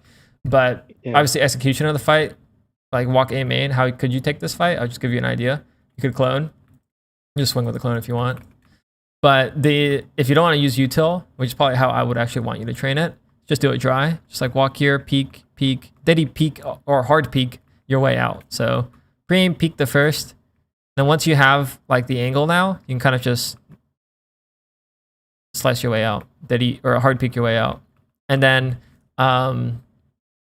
this is kind of a good concept to know. Do you know like how angle advantage impacts the way you should peek angles? You mean like if you're close to the wall or farther away from it? Correct, yeah. Yeah, so yeah, when I'm think someone's there, I usually try to go further back. If I'm just like trying to jiggle, I go closer to the wall. Okay, so that you're talking. Okay, how do I say this? You're right. I was asking in reference to your pre-aim. Do you know how angle advantage or disadvantage impacts how you could pre-aim when you peek angles? No, if you want to break it down for me. Yeah, so typically, if you have angle advantage, let's say like if this guy's on the back wall, he's 9 meters away from the corner. If I am, let's say this close, I am well, it's probably this corner. I'm 5 meters from the corner. So the guy on the back wall has angle advantage over me. We can acknowledge that. You understand that. So that means that I am going to go for the pre-aim to kill this guy. If I have angle advantage instead of 5 meters, let's say I got 11 meters, instead of pre-aiming every single time I swing, what I'm going to do instead is I'm going to trace. I'm just going to keep my crosshair on that gap. And notice how I'm still going for hard peaks, but I have a gap the whole time because I have angle advantage. So in short, if you have angle advantage, keep your crosshair away from the wall. If you have angle disadvantage, you are better off going for pre-aims. There's a little bit of nuance there. If they can swing you as well, like let's say like I'm close to the wall, but they can also swing me right now, I want to peek, you would still keep the gap. That's true too. But as a general rule of thumb, as you're learning the game, pre-aiming is good when you are closer to the wall relative to the guy holding you. And keeping the crosshair away from the wall is good if you have angle advantage. Does that make sense? Makes sense, yeah. Okay. And that's what that would look like here. You came from mid, you kind of want to walk into A main, you'd probably pre-aim the first couple of angles, and then once you have the angle, you probably have angle advantage now. You can keep the gap, and then when you get to this box angle, you no longer have angle advantage, so you have to pre-aim for this, pre-aim for this, pre-aim for this. You see that? Yeah. Got it. I did change my mindset on defense after watching the first VOD review. I usually try not to die early to not like give them a free sight or something. Oh, for But I sure. think just playing aggressive and just taking duels is probably for now an okay approach. Exactly, yeah. I mean, what we're just talking about here, it's all about the execution. I want you to be able to take the duels that I just showed comfortably. And then once you can do that, then we can kind of talk about when you should be taking the duels instead of just doing it all the time. So yeah, that's what I would think. Is this free? No, this is $30 a month in the dojo. Angle advantage is if you're farther from the wall, is if you're farther from the angle relative to the guy you're fighting. So don't slice the pie when you have angle advantage, just trace the wall with a small gap, correct. But you can still hard peek your way around.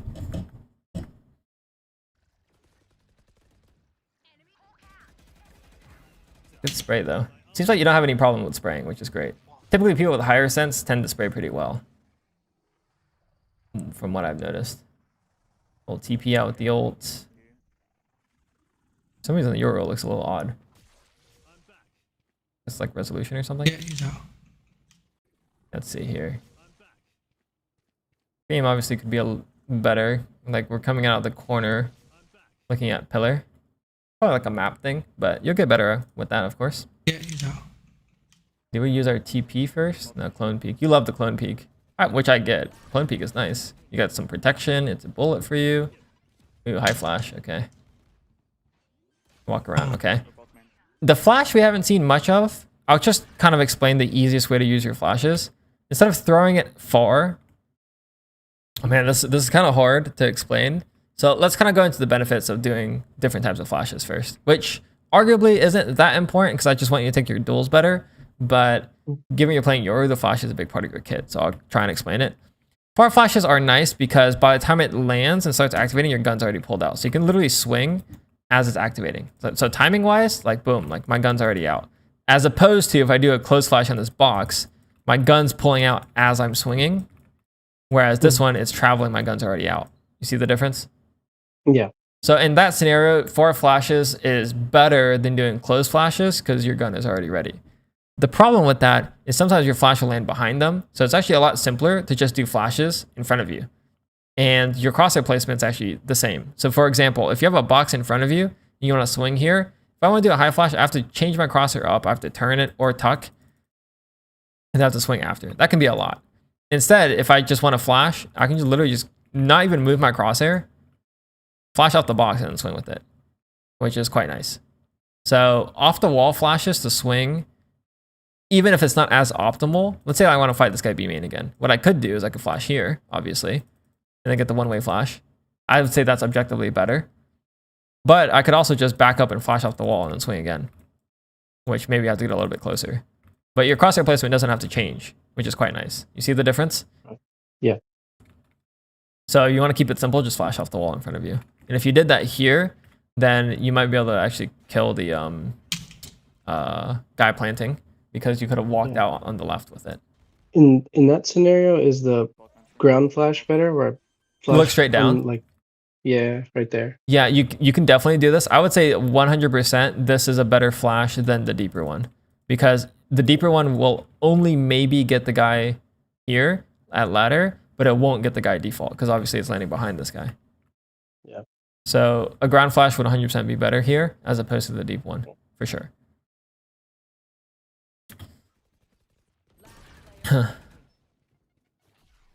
Let me skip forward, yeah? Yep. Yeah. Again, your round start's fine. I don't mind it. You're focused more on the rotate, which is more than reasonable to play Yoru. See how we take this fight. So we know there's one A main and one mid, I think. Or is this guy shooting for fun? I think he's shooting for fun. Yeah, he was doing that the whole game just to deter them. Gotcha, okay. So we see the guy in mid. Let's go run at this guy in mid. Let's see. Little sky flash. Okay, you rotate B.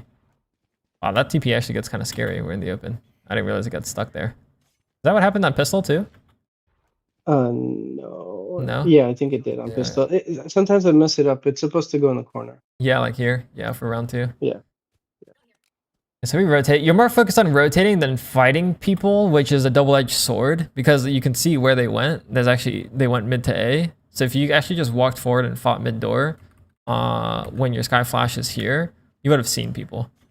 So you're probably rotating because you saw our nest player die. Maybe to keep things simple for you is try and get info on your lane first before you rotate.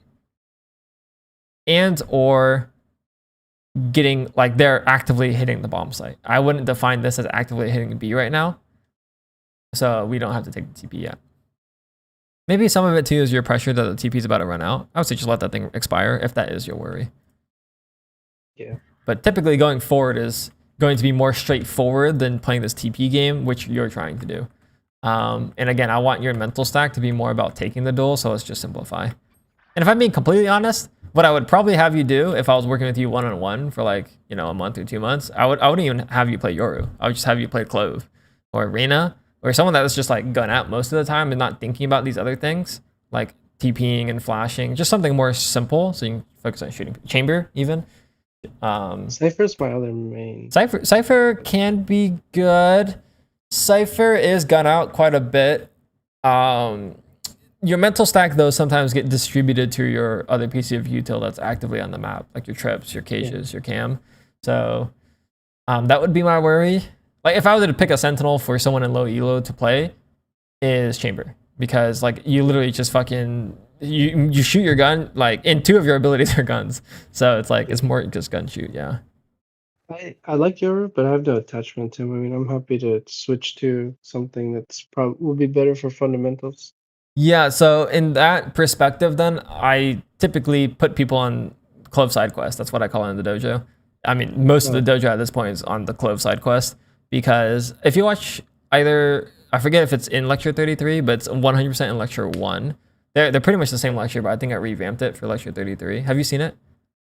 I got through a quarter of it. I haven't finished. Okay, yeah, I talk about the Clove side quest, I believe, in lecture 33, but most definitely I talk about it in lecture 1. So you'll kind of hear my spiel on that too. Yeah. Clove's almost insta-locked every game. Yeah. Would be like an option 2 or 3. Yeah, so anyone with dry duels. So Reyna obviously has a flash, but they're pretty incentivized to focus on duels. Jet is decent, but you kind of have to pick up the role of like dashing out. Everyone has their own different struggles with which one you pick, but I would say Clove, Jet, Reyna, ISO are quite good to kind of focus more on duels.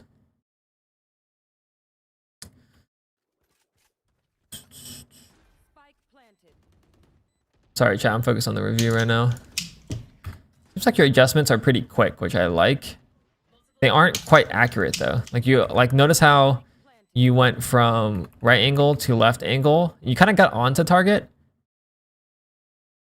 You start shooting, and then where does your crosshair go immediately after? Into the wall. It like snaps over because you're going for multiple adjustments, and also a sign of typically high sense or high tension. In this case, I'm assuming high sense is the culprit here. But we just don't have control over your mouse, and that makes sense based on the sense we're playing. Yeah. Because it is quite difficult. Yeah. I should mention that I've been doing the warm-up that you mentioned, I think maybe in a video a month ago. The one where you do like, you spawn all the bots and then you go left to right for a minute, and then it's like the 5-minute warm-up. Oh yeah, yeah, that's good. You spawn like 50, you kill 50 bots, like moving and shooting, and then you do the high, was it the high bots? What's the hard bots? That's what it's called. Yeah. That's good. That's good. I like little things like that and kind of just get yourself in shape. Turret shot B. Did we take the TP? He is out. Interesting that you don't TP here, but you TP'd before. I saw we got a kill, and I saw them on the map. They weren't flooded out yet. So I see. Okay. Rotate back. You playing the crack. Yeah. You see how you killed her as alpha? Taking fights past this setup? Objectively speaking, this is terrible. In low elo? Fuck yeah, bro. More of that. Like right here, like notice how you're playing quite safe. I would just want you to just keep peeking. Like rotate, peek. In the lecture 33, this will be defined as mid-round reclears. But basically you over-rotate, go for the mid-round reclear, yada. I just want you to take the duels. Whatever that looks like, just more duels. Like here, you TP back to A, let's just fucking duel A main. Is he here? Okay, they aren't here. Duel mid. Oh wow, they actually came back to B. Yeah, so in some ways, we kind of outplayed ourselves on the rotate because we didn't go for the mid-round reclear. Right. Which I can't really hear the comms just because I turned it down, but again, the goal is just more duels. I just want you to take more duels, and one way to do that is go for the mid-round reclears from the lecture Here's something, man. Good position though. Go to air drone. Gotta break that. TP out. This is fine. Say, do we swing again? Seems like you quite like the ADS, which isn't terrible, but most people would benefit from never ADSing and then learn how to ADS when they're in like a Mortal Plus. So I would probably prescribe the same thing to you. Maybe don't ADS until you're in like Ascendant or something. Because maybe I should explain. ADSing lowers your fire rate, it lowers your movement, and I guess the amount of fights that would be optimal for you to take with the ADS is like less than like 20% of all of your duels. So since it's such a low percentage, might as well just not use it until you have the majority of your fights, which is hip fire duels, kind of down. Makes sense.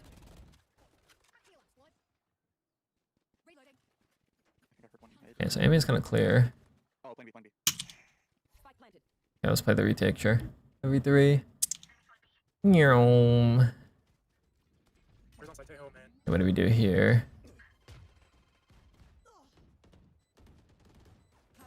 One enemy remaining.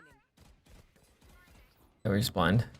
Relatable. Okay, nothing too crazy. We didn't get a gun duel on the retake. Got missiled off. Teammates kind of went forward. One guy left. He's like hiding in cover. So there's obviously other things to analyze, but I'm kind of more focused on the amount of gun duels right now and the quality of them. And your starting position playbook is fine. Okay, let's see here. Clone. Your instinct is always clone over flash. Why is that? Yeah, I think I should flash first because then the clone would be more believable. I don't know, just bad habit. Learned, never unlearned. Okay, well, I didn't ask that in terms of trying to critique it in the sense that it's bad, because clone first or flash first is kind of dependent on the context. I think I've tried to avoid taking too much damage or very like risk averse fights. So if they hit the clone first, I can swing off of it without taking too much damage and they'll be blind. I see. I think, the outcome of doing clone first is the least damage taken with the potential kill, in my opinion. I see. So it's similar to Cypher. When someone hits your trip, you can kind of like get a freebie. Yeah. Your Yeah, clone is instead of acting. 50-50, it's more like an 80-20. Yeah, I see. Whereas the flash, you don't actually know if they're blind or not. Is that kind of the thinking here? Yeah, I see. Even in silver, people are turning Yoru flashes, so I guess I stopped using them as much unless it's like a really good one. I see. That reliance that you have on taking fights off of triggers, off of Cypher Trip, off of Yoru clone, is one that I would want you to get rid of. Okay. Because as Yoru specifically, you only have one clone around. As Cypher, you only have 2 trips unless, you know, I guess they don't shoot it and it reactivates, whatever. But the amount of duels that you can comfortably take outside of that is very, very, very low. Yeah. And kind of like how I was saying with the whole ADS thing, it's probably reasonable for you to try and learn how to take duels without triggers, like Cypher Trip, Yoru clone, those type of things, until you're at slightly higher rank and have more proficiency in dry duels. Yeah, that makes sense. I mentioned in the notes, I think it's a confidence thing too. Not confidence in duel. So I try to make duels more in my favor because I feel like I'm not confident in my aim for taking a duel. Which is 100% the way to go about it if you're trying to win games. I think with coaching, I try and look at the perspective of long term rather than just like, if we're trying to get you to win the games now, I'd be like, okay, like fucking sit in a corner, judge the chokes, fast rotate, you know, whatever, right? Like buy an op, get an Odin out there, you know, flash clone, you know, do, like off angle, like you can definitely cheese your way to, like, I don't want, like, cheesing makes it seem like those strategies aren't viable because they are, but cheesing in the sense of it ignores some of the more fundamental things. So yeah, just fundamentals first is kind of the premise here. My current playstyle conflicts with my goals because I'm playing risk averse, but I don't care about my rank. I'm not trying to get to a specific rank. I just want to have decent duels and like win them. Yeah, there you go. You said it yourself. So the reason why, I mean, we might as well go into notes at this point because we're going to be saying the same things. I guess I'll just put actionable. So there's one fight I would like if you could look at. It's in round 8. It's like when it was. I think it's the next one after this one. Okay, well that was round. Where, This was round where 9. sorry, it's where I get a 3K. I just want to see if I could play that better. Okay. Yeah, I think it's this one where I TP into B site. Okay, perfect. Yeah, this one. We'll take a This look. right there. Let's do the notes and then we'll take a look. So, you kind of already understood my philosophy after you watched the first one, but yes, low elo hat to put on is this, which is focus on getting more duels, so quantity. Focus on getting and then executing them well. Quality. That's pretty much the mindset. We talked about a couple other things here too, but what that could look like is training your hard peaks. So pre-aim, peak, or like, I guess, yeah, pre-aim, peak, and then stop, and then aim if necessary, and then shoot. This is opposed to pre-aim, peak, aim, stop, shoot. This is a wide swing. Okay, wide swings have their place. You will have a better foundation if you know how to hard peak first, because these hard peaks result in faster TTK, but it also forces you to have better pre-aim. Does this make sense? Yep, probably lower sense is the Yeah. one. Yeah, lower sense. Yeah, you're right. So let's put this up. So lower sense to 3.8 EDPI at the highest I'd recommend. There's the highest, which is 0.1 at 32 DPI, or this, or this. Okay. And then watch lecture 33 or lecture 1. They're the same thing. I just redid it to clarify some things. And then last but not least is consider an agent swap to something that is more duel heavy in terms of less crutches, I guess. Util crutches. So Clove is always good, Reyna, Jet even, and then ISO Chamber. Those are kind of the ones that come off the top. ISO does have its crutches because of the shield. It's kind of insane, but you are incentivized to kind of go forward, which is kind of useful. How the shield swing people type of thing. But if you're to order it, it probably is later on the list. Any questions, comments, concerns? Oh no, that's super helpful. Just the one fight that Yeah, you're right. Okay, let's take a look here, map. That's all. Let's see, we TP here. T2 on minimap here.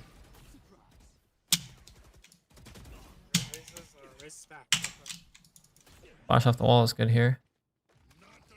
I need to go back. So the first kill here is kind of hard to tell because there's a clone in front of us. So I need to see that again. Yeah, we got a headshot there somehow. What the fuck? Did we kill the guy we were aiming at? Yeah, we did. The guy jumped out of the smoke. The spray here is quite nice. You have pretty good spray control. Most people would struggle getting like 4 bullets like that so quick.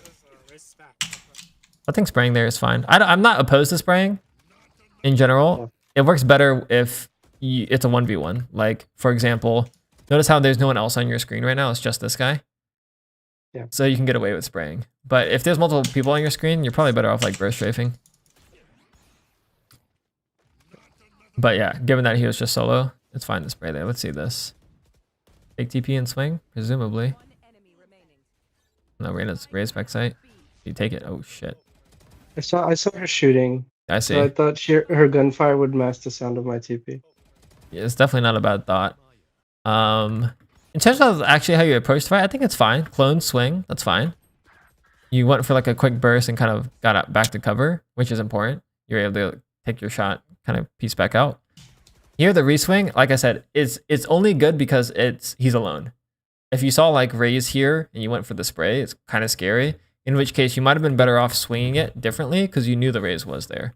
So your first swing was like boom, boom, and then you tuck back in. At this point, it's reasonable for you to back up so that when you swing again, you see less. And that'll allow you to kind of angle isolate. I think I tried to do that to mess up his crosshair placement, but I don't think I backed up and did like a peek like you did. I think I just swung out wide again after backing up. Oh yeah, I see. You did back up. You are correct. Yeah. You went like, and you went like this, and then kind of went wide again. Yeah. So that's good. Actually, the fact that you can change depth, but ideally you can kind of isolate it a little bit more if you're going to be fighting into a team, which is kind of what we did here. But it's good that you are aware of depth changes. Flash reswing I thought was fine. And then obviously you sprayed the last guy here. So it seems like you aren't struggling with the sprays necessarily, but maybe something to consider is trying to go for more burst or taps, because that will increase your effectiveness of your first bullet. Yeah. And then you can rely on the spray after. Right now, you're kind of relying on the spray for everything to get the kill. But if you can decrease your time to kill by having your first and second shots be more effective by training your taps and burst, your sprays will inherently become more effective because your first and second bullets are going to be more on target more often than not.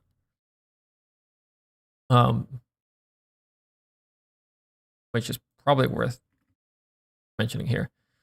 Train with tap/burst.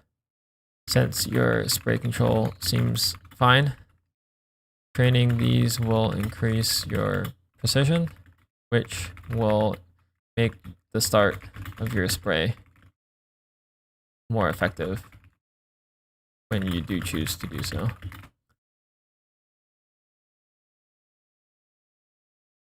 Probably move this up here. And then move this up here.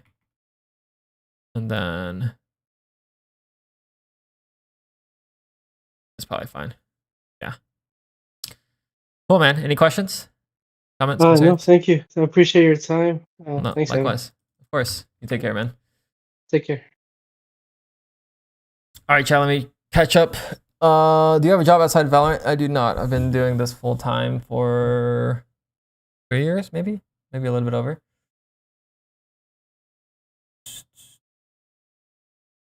Shouldn't every peak be dedicated? Dedicated peak sounds better than general/VH peak. In terms of, should every peak be a hard peak? I mean, even if you know where they are, sometimes it's better to go for a wide swing just to make space. Hey, Dope, I'm sending to you. How do I make the final stretch? I feel like I get terrorized every game. Too broad of a question, but what I would say is try and play on your A and B games and avoid your C games. Like when you're not feeling it, just don't play. Make sure you warm up. So when do you do hard peaks? Generally most of the time. Hey, is this free? Not free. In the dojo, $30 a month. Can I get the higher elo on a modal with the subscription? There's a couple of people that are in modal in there. I think anyone would benefit from vodreviews, including higher ranks. Whether or not you get higher elo or not is more dependent on how you implement some of the nodes. What if flash right off floor? Flashes off floor are fine. You just have to aim more because you have to look straight down, look back up. What rank do you move away from using make contact and fight as a teaching tool? When it seems like it's no longer the thing that's their weak point, typically around plat or diamond, but not always. Sometimes I will use that logic, make contact and fight, as a teaching tool, even for people that are in Ascendant and Immortal, if they're running away from fights. What rank to what rank has a large jump of skill? Radiant. Immortal 3 to Radiant. How do you improve your dueling abilities? Intentional training. The problem is with dueling, there's so many skill sets. You have to pick the specific skill set you want to train. So it's too open-ended of a question. What is your personal sense?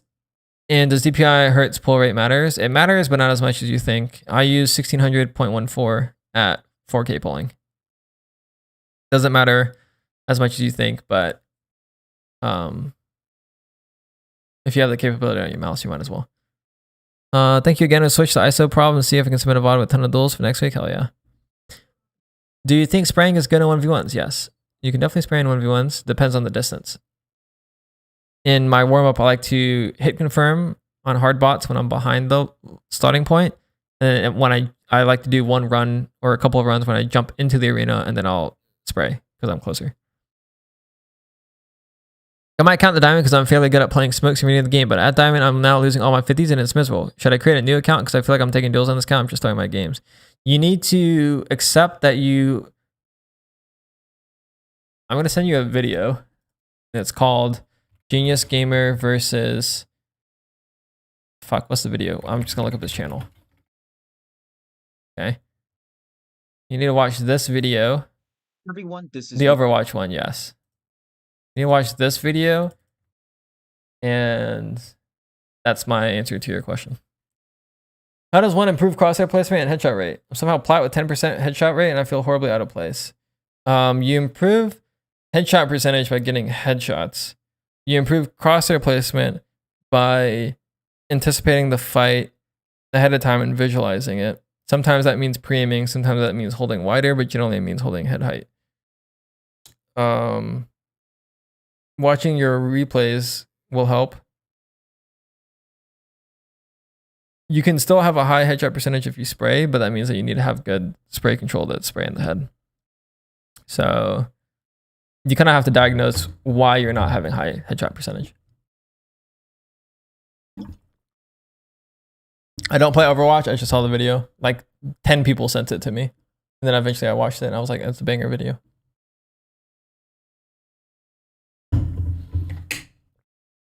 Okay, we have one more VOD, chat. One more VOD. Let me pull it up. How's everyone doing? Have we lost focus, chat? I'm on the deep end. Oh, what's up, Upa? You're the next one. Are you available for VC?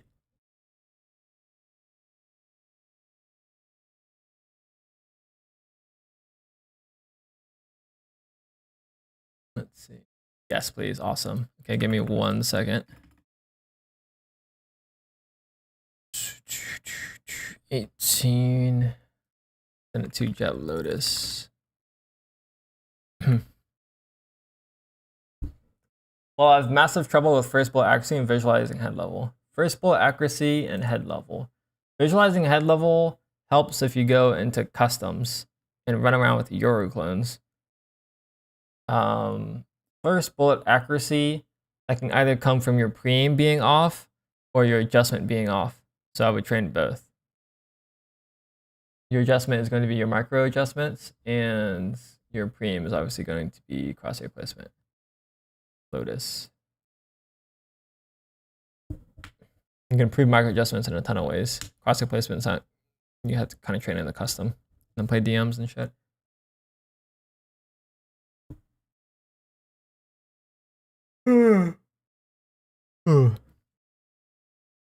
Thanks for the insight, of course. Best of luck. Gonna send it to, here we go. Let me make VC. Share my screen. And Yo. yeah, what's good, bro? Yo. Let's see. Can you see my screen just fine? Yeah. All right, perfect. Let me pull up the Like VOD you're not. and let me check the notes. So let's see here.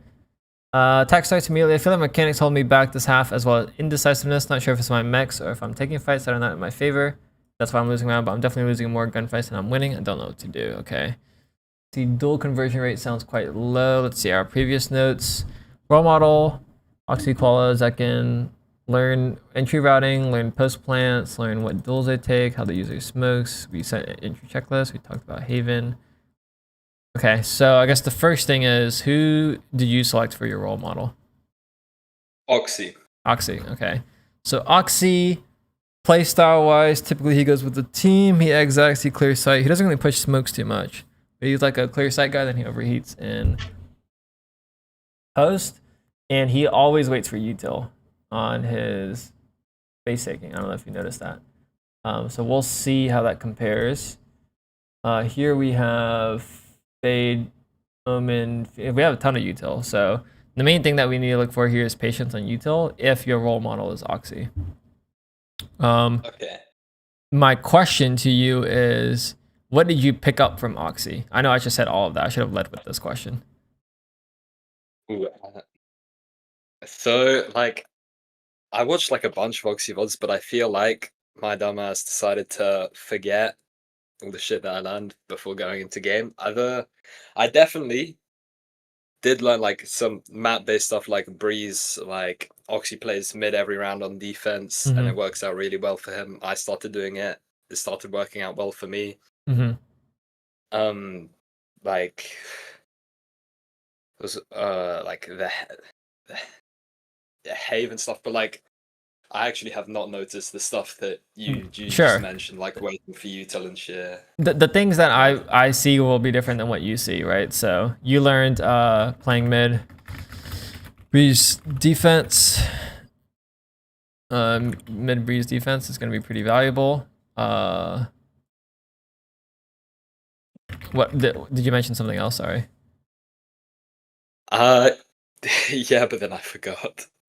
Yeah, so it's worth talking about your learning process because obviously coaching, I'm here, right? I can kind of give you my feedback. One of the goals I try and have is help people become a little bit more self-sufficient in terms of learning. So some people watch pro VODs in different ways. What I would encourage you to do is either like timestamp or take notes on things that you found interesting so that you can easily go back and find them. So that's one is, and it's kind of like homework to some extent, but I would maybe treat it as like something that if you're curious about it, it feels less like homework. But typically when watching pro VODs, I would recommend timestamping / noting down things you want to try. And then prior to playing, this is really important. Prior to playing, you need to go back and expose yourself to them. So prior to playing, like checking on your timestamps / notes. And really, it doesn't take that much time when you get it down. Like say, for example, you had 3 things that you wanted to try from Oxy. And before you play, while you're in queue, you go back and watch 3 10-second clips of what he did. That's like 30 seconds. You can definitely do that. It's just you kind of have to like set that system up for yourself. What that will allow you to do is it'll put it in your brain so that you're more likely to do it when you play. It's like a reminder. Yeah, that makes a lot of sense. Yeah. Yeah.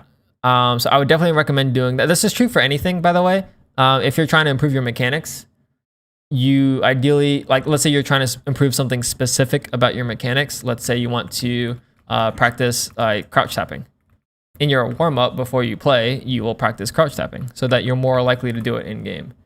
So whether that's routing, let's say like you watched Oxy routes on Lotus, and I actually haven't watched any Oxy Lotus VODs. I've watched VODs for most of the maps now, but not Lotus yet. Gotcha. Like, I lost really badly on Breeze one time, and then I genuinely watched 4 Breeze VODs. Yeah, no, that's great. Yeah, that's, I think, the exact way to do it, because when you're in that pain state, you're more open to reviewing things. So it doesn't mean that you shouldn't watch other VODs until you get to a pain state, but that is a good trigger to start looking at VODs. But just to kind of give the example, let's say you did watch Lotus and you saw that he dashed towards default. What you might do as part of your warm-up is go back and watch that clip, or even if you want to take it to the extra step, watch the clip and then go in the custom and practice it yourself so you can kind of feel it, so that you're more likely to do it in the game. That's kind of how I would advise you to kind of approach learning. Now, obviously, you don't have to do all of those things. Some people are okay with just watching it once and then implementing it right away. Some people watch it and then they don't remember it. It sounds like maybe that's kind of where you're at. So it might benefit you from watching it before you go into the game. Like, let's say you popped Haven and you're like, oh shit, like I remember these are the things I want to try in Haven. So you might separate it by map, for example, those clips. And then you go and watch your Haven clips that you kind of had set out so that you can kind of remember. Or you can just do it once before you get on the whole time and hope that you kind of remember it, even if it's your 3rd game and you watched it before your 1st game, you might remember it. Who knows? You kind of just have to figure out how you want to learn, or sorry, how you learn. Yeah. The other thing I wanted to check on is the entry checklist. Do you feel like you're following the entry checklist better? Well, I feel like before I kind of already was, and then the VOD I submitted was one where I didn't follow it very well. Yeah, mostly yes. Sit and smoke, yes. Look at minimap, yes. timing my fights with my teammates coming out of the choke point. It mostly happens. However, I do remember one time today I was playing with my duo and his ass like completely baited me. Like I thought he was coming out of the choke point. I said 3, 2, 1. I waited in my smoke. He did not come out with me. He's the guy who I was playing with in this VOD. I've known him for quite a while, but he's definitely not the best duo. Like Sure. Yeah. Okay, gotcha. Okay, well, that's definitely something to look at. I'll obviously be cross-referencing that when we look at the VOD, just because you mentioned you aren't converting as many duels as you want to. So the entry checklist can be a good way to kind of increase that conversion rate. Deep position to create crossfire. Also, I have been focusing on that too. I think I've been doing that a lot more recently as well, actually. Gotcha, and like the post plants. Yeah. Like once the spike is done, Sure. Maybe not pushing CT, but like taking a deep line. Sure. Doing that. Sure. Okay. Something I would also encourage you to do, since you chose Oxy as your role model, is to watch the video I did on Oxy. Because the takeaways that I listed at the start, waiting for util, yada yada yada, we can literally, I'll pull up the video. We'll watch that section. I'm gonna hate how I sound, but we're gonna watch it anyways. Oxy has. Let's see, attack playstyle. Okay, let's just over to the attack. Let's just watch this shit, and I'm gonna cringe while I hear my voice. And maybe what he could do a little bit better. The first thing I noticed is, just like his defense, he will pre-round calm on how he wants to take this. Okay, fuck the pre-round. Let's go. From pre-round, he does fight his pre-round. Okay, that's really good. Okay, whatever. Let's see, what's the next one here? Losing, unfortunately. So basically, we're highlighting Oxy's comms here. Yeah, fuck the comms. With his teammates, he jump spots the heat. The site is still want to continue round 2. Follows his teammates off of this barrier, is good. which is common, but he's actually waiting for the drone to clear space and looking at the minimap to make sure that he's following it properly. I know this might. So you can see he paused twice. The first one here. And looking at the gets to the cubby here. Drone goes, gets info. Looks at minimap. To make sure that he scales forward. Properly. Pauses here. Looks at forward. Looks at minimap from drone. Seem obvious, but I've looked at a lot of pro VODs at this. He's kind of jiggling his way in. Point. And sometimes you'll see pro players. And he has sight. Okay, so I'm not gonna watch the full video, obviously, because that'd be insane.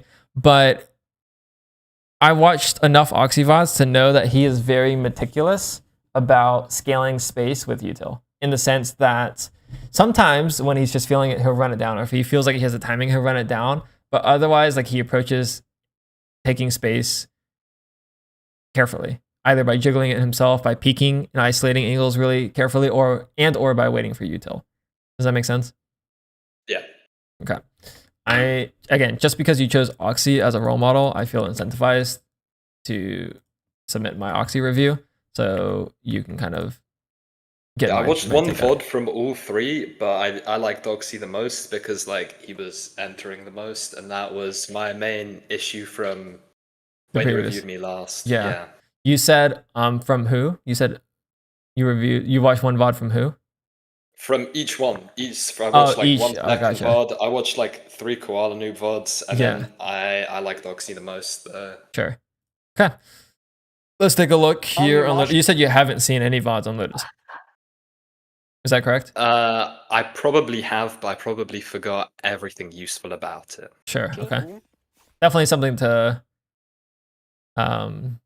think about. So there's a saying that I think is very practical. The way memory, I don't know if this is scientifically true, but this is what I've heard. The way memory works is it's not repeated exposure, it's repeated recall. So in other words, you may see like an Oxy VOD 10 times, but you might not remember anything if you don't try and recall what he actually did. Like try and remember what he did, basically. Yeah. And that's useful for learning. So don't treat learning as just watching the VOD. You kind of have to like ask yourself like, okay, what did he do? So it could be pretty useful. That's why it's always good to summarize your findings after, because that forces you to recall what you just watched. Which yeah, you can kind of get the point. Let's take a look at the attack half. Yeah, forget about that. A little frenzy. Before I started recording, I did tell the team we're faking A and going C. I doubt myself, but like I definitely did do it. What do you mean doubted yourself calling? Oh yeah, pre-round 8 out of 12. Oh yeah. Yeah. Oh gotcha. I honestly forgot that was a note. I did tell him, yeah, it's, yeah, just, yes, yeah. Yeah. Sure. Turn this up. Yeah, a little A fake. Okay, sure. I think I told him we were faking at the start of the round. I didn't know if he jumped. Maybe I did. Maybe I only told you. We're faking. Oh, that makes sense. Good. Draft dash, sure. Clear look close. You're chilling here. You have sight. Did you get deep space? Technically, this spot is good enough. I actually don't like getting deep space on Lotus unless I have like a breach or something. Yeah. I would say on A, going drop is really good, but on C, it feels pretty shit, so I get that. Okay, this is fine. The main thing is you chose a position and stuck to it when you had the frenzy, unfortunately.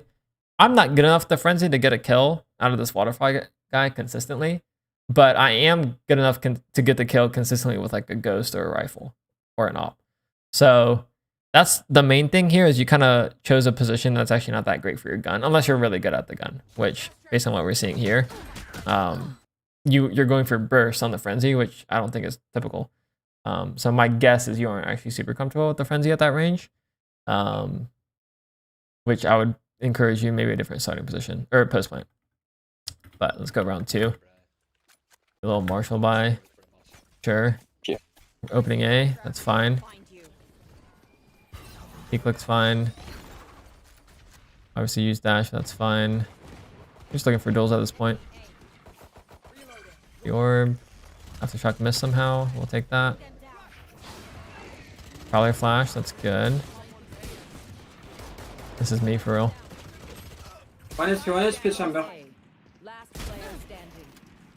It's actually winnable. Breach on side 40 on. We're staying. It's so funny to see you pick up the classic because you didn't use it this Breach on round, side 40 on. and then you gamble that there's a classic that has more bullets or like less bullets. But I get it. Maybe it was a different gun. Okay, let's go back. Let's go back to the round start here. Let me go back and review our notes really quick. We talked about entry checklist. We talked about this. Okay, so we didn't really get to dash because we dashed at the start. Okay, makes sense. So we're pretty much just going to do out the whole rest of the round because we don't have dash and we don't have smokes and we have a gun. So what I would probably encourage you to do here is instead of scaling with the teammates, which is reasonable, they have util, you could open the tree door and look for duels there. That's something that comes to mind just because you have the Marshall. But it is more than reasonable to scale with your teammates here because we have the Prowler and the Flash, so you get through the choke. That works pretty well. Obviously we don't get the kills here. So it is what it is, but that's something that I would just think about at the top of my head. This round in terms of notes, it's not the most applicable because we don't have smoke dash. Okay, early breach stun. Yeah. W comms, pivots, go B, go A, probably A is best. Yep. Here, I'd probably try and take deep space because we saw 3 or 4 over here. So taking drop or heaven, or even just close stair smoke would be fine. Let's see if we pull that. Okay, let's see if Phoenix is in. Okay, we decided to play here. Anti-flood. It's reasonable for you to stay here. But like I said, I'm exposed from heaven, so I got out of here relatively quickly. Say that one more time. In the spot, I'm exposed to heaven, so I got out relatively quickly. I like dashed out. Oh, I see what you're saying. Okay, let's see. Okay, so we did end up being in a more natural passive position. So out of everyone on your team, the players that should be in the position that you're at now is ideally someone that's safer, that has util. So Vice, if he wants to stay alive for his Flash and Thorns. I mean, literally anyone on your team, actually, because they all have util aside from you. You have smokes. So what does this mean? This means that you being in a position that can be first contact so your teammates can use util off of your contact is going to be really important. Does that make sense? Yeah. Okay, so what are some first contact positions on A? Normally, if you're one-on-one coaching, I'll let you list them. Just for the sake of time, I'm just going to go through them. This is one first contact position. Another one is going to be drop. You get first contact on heaven. You could be obviously in heaven, which is like extreme. You could be first contact by kind of just fighting from here. I'll do this sometimes. And maybe if you're way back here, you can kind of take first contact on stairs. But when you're in this position, we can't be first contact on anything unless you like peek out, in which case I think I would rather you have just been a little bit closer. That's kind of how I want you to think about this, but you can see we're off angled here, which means your Phoenix has a chance to die right now, which is obviously not great. So he'll get smoked off. Thankfully, he peeks before the smoke blooms, so you get the freebie. If he did maybe a little bit better, you don't get this kill, and then he can make it on site, and then you kind of sectioned off. So that's also another thing to consider, is when you play too far back, not only do you not get to be first contact, you kind of get separated from the rest of the site, which is obviously not ideal when you're playing someone without util. But we're going to win the round regardless. Due to some... It's hard to retake 5v5 for them anyways. So we win the round because of the pivot. We don't win the round necessarily from how you play the post. Does that make sense? Yeah. Yeah, cool. A little A-star here. Smoke the cross on the breach stun. That's fine. You aren't dashing rubble. The VOD that I watched Oxy play on this map, he played Neon. So he didn't have to dash rubble. He would just throw the wall up and run across. But I would be curious on what you discover when you watch a Lotus VOD to see how often they, like how they approach the A fight. Do they dash? Do they just pop the dash and swing? Do they dash updraft, top rubble? Do they go root where your Phoenix is? Like these are the kind of the questions I would be curious for you to discover. Based on what you see from Oxy, I guess. Does that make sense? Yeah. Okay. Right now, do you have a reference on how you approach the A fight? It's kind of just been what you've been doing. Like you're doing on the fly. That's my question, I guess. I literally just do. I do actually. A lot of the time I do updraft and dash and smoke onto rubble. Sometimes I just dash. A lot of the time I just smoke, but most of the time I try to hit C. Gotcha. Makes sense. C is a little bit more straightforward than A. Okay. Yeah, let's see how this goes. We don't get to exit A. Yeah, Omen cancels. We have the initial A space, so we're still in a good spot, but B splitting here is probably going to be the best. Tree space. You probably did just clear all this, but that's okay. I'm going to look for a duel. Looks like we are. Let's freeze. Yeah, this outlaw's going to farm. Wow, that sucks. He went for the reclear. Respectable. Okay, so crosshair placement is good. You're tracing. You look quite ready for it as well. Unfortunately, our adjustment on the guy is quite exaggerated. I have the same problem. What kind of helped me was training smoothness, like smoothness tracking, because it forced me to kind of aim with lower tension instead of spikes in tension like this. Do you have much experience with aim trainers? Yeah, I do. I did like ages ago. This was like the Woohoojin 90-day challenge, but then he like quit and shit before it was over, so never got anything for it. But I did it all. So I got a bunch of hours on aim labs, and then I also like, you know, Zasco 3 on Yeah, of YouTube. course. Yeah, I watched a lot of his videos, and because of him I got like Kovacs, and I was doing his stuff. Okay. So you have experience in the aim trainers, which is great.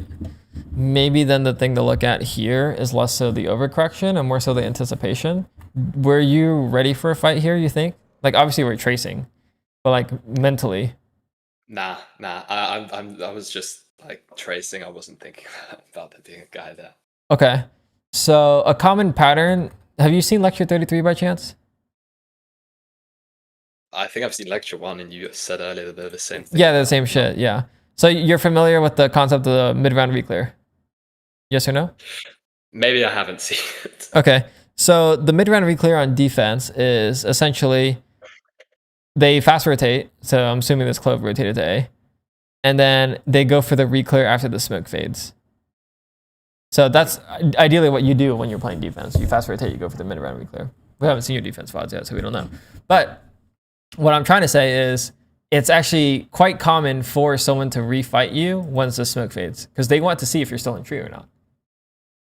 So what does that mean? That means that you ideally are more ready now when the smoke is fading as opposed to prior to the smoke fading. It's like right now we can kind of just be on phone, TikTok, and like, you know, whatever. The chance that they swing through that smoke is like quite low. Unless they use util. Yeah. But being ready for the duel now, this is where everything matters. Which again, you're tracing, but it sounds like you're mentally not in it, which makes me think that you aren't aware of the pattern of people going for reclears after smoke dropping. Does that make sense? No, I was yeah, not Gotcha. aware of the pattern. Yeah, there you go. So that's why stuff like that can help, obviously, in terms of trying to predict what they're doing. We're doing AC, so. A little jet knives here. We haven't had any entries really so far, which is fine. But it means that we don't really get a checklist. The updraft here. Have you seen? Probably not. Do you know the updraft from this box? Or the float, actually? Let me show Not you. completely sure. I've probably done it like accidentally a couple times. So you don't actually have to updraft for this fight. You can just round start, jump up here, whatever. Then you can float like this. Kind of Yeah, I've not seen that. Yeah, so that's something you could try. You save your updraft. Go for a little cheeky kill here. If you are going to updraft though, you can kind of min-max it. Notice how you updraft straight up. It's not bad, but typically you want to updraft so that you like up into cover and as you're pulling out the knives, so you can kind of peek. So you're like instantly ready. Whereas when you updraft here, I'm holding mouse 1 right now. I'm not ready until the peak of my updraft. So you might as well be safe while you're doing that. Does that make sense? Yeah. Yeah, a little min-max. I feel like most of the time I do what you just described. I honestly don't know what I was thinking this round. However, you have the Vice Flash, so it's fine. Yeah, I feel like I do usually do that, but I gotcha. Damn, you got div. Yeah, we got the C space here. Can be. That smoke is low-key scary. Sometimes chambers will TP out and then like be close again with the shorty or something. Go ahead, go ahead, go ahead. Reset A. Sure. Sure.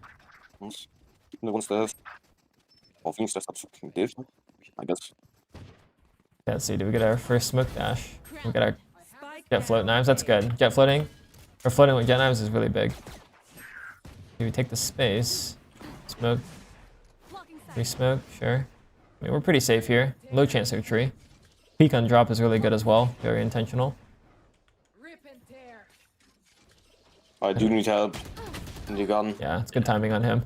It's always so hard. So what do we need to look at here? You see how you're continuing to scale sight when your teammate is stuck? Yeah, I never noticed that it was so far back. Yeah, so what does that mean? That means we missed the entry checklist. So in terms of the smoke dash, we look left, which is fine. And then you did a re-smoke. But at this point, we need a checkpoint. Either checkpoint while you're in the smoke or checkpoint when you get to cover. Like say this box. And check minimap. Like, yo, where the fuck is my teammate? And if you saw that, instead you might jiggle that back sight to see if you're getting scaled on. And then you would bounce back and fight the left side with your vice. So I'll kind of just show what I mean visually. Smoke dash, go here. Might check minimap, re-smoke, get to here. Wait a little bit, maybe, I don't know. Just pause here. You can even jiggle here. But really the fights you want to take in this situation, because your vice is on main still, is you want to fight this left side here, or you want to try and cross back and fight this with him. What you don't want to do is you don't want to continue taking space over here unless you have info and you have timing to take. But in this case, we don't really have that because we didn't get any info on the dash. We only know that Sova is darted from the tree smoke, but we don't know if anyone's back sight right now. We don't know if anyone's heaven right now. We don't know if anyone's drop right now. So it's better for you to just freeze. You can freeze and kind of just be patient. Look for anyone peeking you here. Okay, nothing. Okay, my teammate's got my stairs. Okay, cool. Let me fight heaven. Okay, oh, breach or Sova heaven. Okay, cool. Let me find. Okay, breach drop. Okay, now your vice will be able to scale because you got info. Yeah. And it might actually be, the call might be, oh, just go B because your omen's on B. Yeah. So, yeah, just implementing freezes on your entries, super important. I call this checkpoint entries, but basically you just need to get to some level of cover so you can check the minimap and figure out what the fuck's going on. And then use this cover to kind of give yourself time without just trying to continue to take space. Because that's what it looks like you're doing here. You're like, okay, my job is to make space. Okay, so You're like, okay, I'm gonna dash out, boom, make the space. Okay, I needed to get more space. But all the space doesn't matter because your teammate's back here. You're making space for no one. You see that? Yeah. Okay. Does that make sense? Yes. Okay. Keep going. And that's also why you die here, by the way. Like you mentioned, like gunfight dual conversion. It's just you're open to 2 angles, so that's why you die. It's just low chance for you to convert this because you don't have a teammate to support you. Yeah. Nice, we convert. That's big. We need that for I sure. think we should go B. Can you go into Discord, brother? A Z. Oh, A open again. Sure. No, I have 2 buttons and they're used. Dodge breach stun. Easy. I think this game I didn't do any dashing across, I'm pretty sure. Okay, you don't need to. It's reasonable for you to just save it for the exec. Especially because they haven't really contested A early, they're just doing util. So why burn the dash, you know? Mm-hmm. The dash rubble is useful if they are also dashing rubble, because then you can have more space. But if they aren't fighting for A, then fuck the dash, dude. With purple. Can we just break door and go C? Yeah, they just re-smoked. Breaking door and going B is good. Yeah, I meant to say break door and go B, but me saying break door and go C apparently confused the whole team and led to us losing. I see. No, just do what you want. Oh, nice shot though. Yeah. I mean, B or C? Just reacted, yeah. We're going where? B? Okay, so I mean, you can go wherever you want here, really. We just pivot. But the call to pivot is correct, I would say. This Vice ult gives you a lot of timing. So you decide not to like overheat and push the smoke. Oxy doesn't really overheat and push smokes until we have the bomb down anyways. So based on that reference, I think this is a correct interpretation of how Oxy would play this round. I would say if you're looking at other jets, like Kane's Arrow, he's pushing the smoke off the Vice ult. Yeah, that's pretty much what I would say to that. No, just do what you want. Let's see what we do here. Probably gonna walk through A behind us, right? Can kill your fade soon? No, you didn't. Okay, we're lucky. Take that. Minimum 3 top. Fade ult heaven. Fight. No, There's 2. Fight patient. You aren't an overheater. Low key, it actually makes sense for you to swing with the fade ult there and be a little bit brain dead, but I don't mind it. Your resmoke came out. I'm a little bit worried about A-Link right now, but I think your fade has it for you. Got one A-Link. We might die from A-Link now. Oh wow, this guy just, what the? I wanted to run and gun him so bad after I saw the fade dog go deep. Oh, I see. This is pretty brain dead here. I see what you're saying though. The Prowler went deep, so you weren't expecting close. Yeah. Yeah. Oh, It's not a bad read. Sometimes fade Prowlers like are confusing in that way because the trail only marked 1, so you would expect that to be accurate. So I don't mind it. I think the round was fine. Unfortunately, we do lose the post, but you played first contact. You're holding Heaven Smoke. I think it is fine. See, you read YouTube chat? I do, yes. No, it was fucking side because we needed it for our life. So why are we lost? Let's see. Let's chill a bit. You guys said don't trust team util that much. Can we break that shit, please? No? I mean, he saw the util and capitalized off it. It's a little different. Peek was good. Activated dash 2. You pre-aimed well. Obviously, you just don't get the kill. This is if you're looking at mechanics specifically, if you tap crouch on this peak, you probably don't insta die. Like the premier peak shit. Yeah. Yeah. Just because you're at angle disadvantage, you kind of need to bob and weave a little bit. Or like go for like a juggle pre-fire or some shit. Like that would be quite nice. I mean, I guess the first thing to acknowledge is, do we have angle advantage or disadvantage? We have angle disadvantage. We have disadvantage, yeah. Yeah. So in that perspective, how can you open up this fight without getting one tapped? You go for a jiggle pre-fire first. You can go for a crouch tap peek. You can try and go really, really, really wide so that he kind of misses his first shot, and then you can kind of aim after. But just know that in general, you have to kind of outplay the guy if you're going for a angle disadvantage fight. You could also just argue, well, they'll probably like, I'm just swinging with my teammates here, which is good. In which case, make more space, like pull more crosshair so your teammates can kind of trade faster. I mean, maybe you don't die. Like you can jump there too, but I'm not really telling people to jump in rank. But yeah, that was your eco. Let's keep going. You don't have anything. We haven't really seen any exits this time from your jet knife round here, and we didn't have the pause on your entry, like no freezes, checkpoint entry, whatever. And then on C, you got the top box, but that wasn't really an entry because we A started. So in terms of effectiveness on entries, we don't have enough sample size. Yeah. Okay, we have early C, easy peasy, breach ults. Dude, EU is crazy.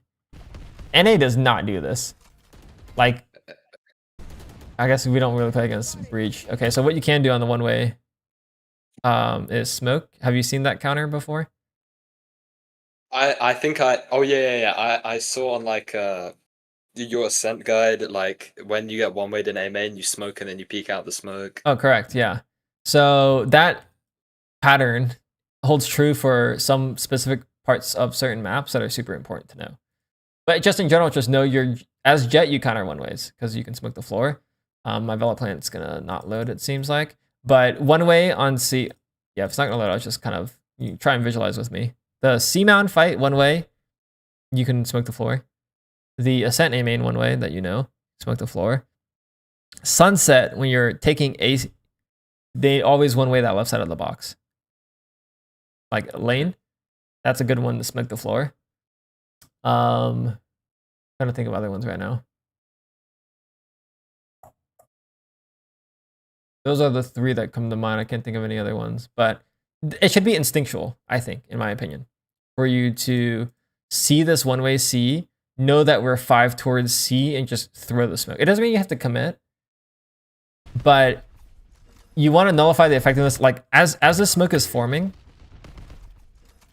smoke goes down, or like right now, boom, throw the smoke. And I did throw it, but it was extremely late, and it was not for the purpose you mentioned. It was to try and help my teammates this guy cross, crossing. But yeah, just too late. Yeah, Phoenix also walled. Yeah, there's a one way. Yeah, which just know that that is the purpose of your smoke in this use case. Does that make sense? Yeah. They cooked in the corner. Can anti one-way smokes be good with smokers? Yeah, you'll see omens in pro play. Omens used to smoke here, and then they would TP into it. It's like a, and then Fade probably would go around it. I forget the exact opener on what team did it, but good answer, yes. Let me get back to your question, Ryan. The VOD, we probably have like 10-15 minutes more on it. Probably a bigger question. Okay, so we start C, we reset A. Like a fine read here. Green peak. Okay, so in terms of angle, we're angle disadvantage here. I know you know that. So slicing is going to be quite difficult. What might be more reasonable for you to do here is jiggle. Okay. So I'll show you how I would reclear A. I like that you're trying to reclear A, by the way, as like a concept. We started C, you need map control again. They probably have the A line. So you can hard peek some angles, but when you get to this point, it becomes really scary. Because if you hard peek again, you're gonna get off angled.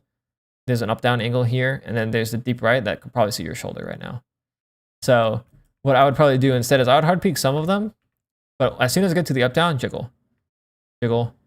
And then now that you've cleared like some of the danger angles, you cleared top, you cleared bottom, you can like hard commit for this last clear.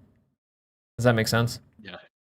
So just, I guess the takeaway here is not all the time are you looking for the kill on your contacts. Sometimes you're just looking for info, because if this guy's holding you, it's quite hard. If this guy top rubble's holding you, it's quite hard. So you might as well just get the info and not take that duel. It's like less than a 50-50, I would argue. But this last swing here, I would say this is, we have the advantage here. Despite us having angle disadvantage, it's only one angle. You could probably win this on the swing. Yeah. Yeah. Does VOD be up so I can watch you answer? Yes. It will be up when you go to bed. Line up. Yeah, okay, this is good. Yeah. A little up down here. This is what I was talking about, the up down. And we should see it deeper. Yeah, I was about to say speak of the devil, but I didn't want to talk over. Yeah, no, that's perfect though. So at the very least, this is a very far angle, so you're able to kind of like retuck in the cover on one step, which is quite nice.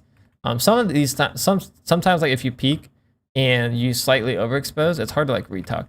But yeah, that's really good. You got info on the A line. I mean, they have an interesting setup. Looks like we got Yeah, I fake.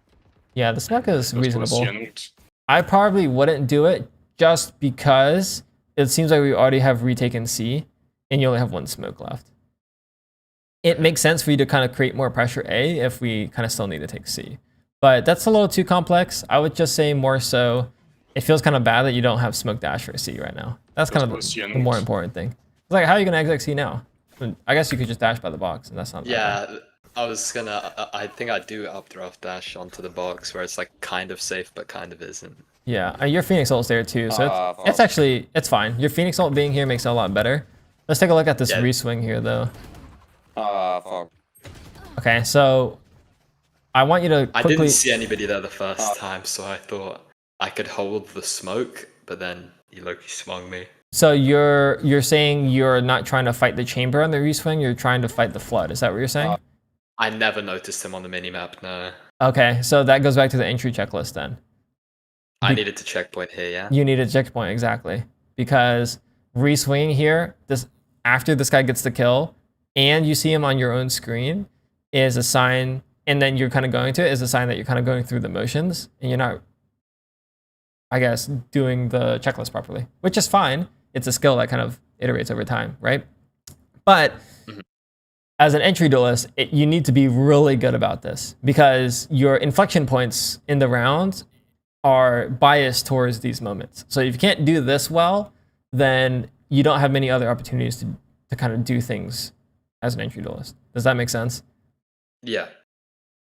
It kind of goes like the same mindset. I forget the quote, but something like, I'm going to butcher it, but something like, I fear not the man that has practiced like 10,000 kicks, but the man that has practiced one kick 10,000 times, or some shit along that.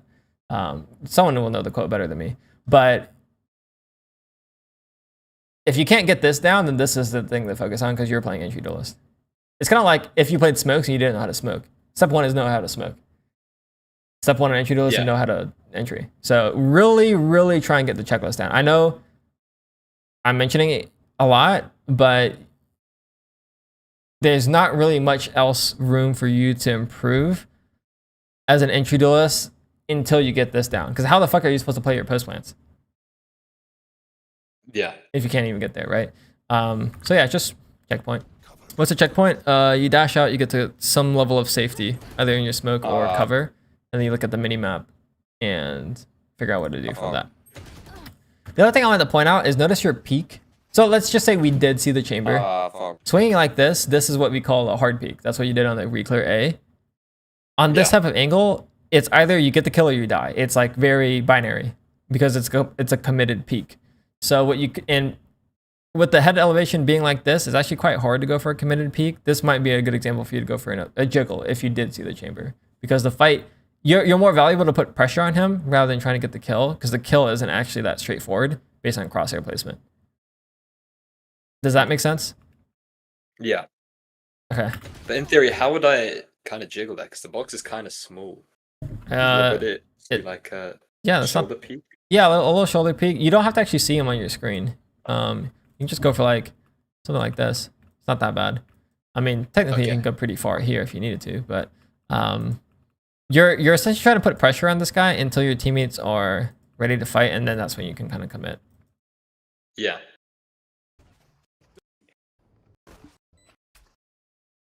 But that's, I would say, our second death on the entry that could have been better due to pausing. Like we could have paused on the jet knife A, and then we could have paused to see the minimap there. Default works. You want to play? Let's a little B contact here. A little scared of the chamber up spotted C, so that's your timing to walk up. And B doesn't work okay, so just know this on defaults. This is going to make sense when I say it. If you're defaulting against an op, if you don't have util, it's better for you to wait until the op is found. And then when the op is found, that's your cue to walk forward. Because you're not going to walk into an op. So what does that mean? That means that if you're playing against an op and your teammates don't find the op, then you need to be hella careful. So what I kind of notice here is you're approaching front B as if the op is on B because you're playing it safer. You're not ready to peek right away.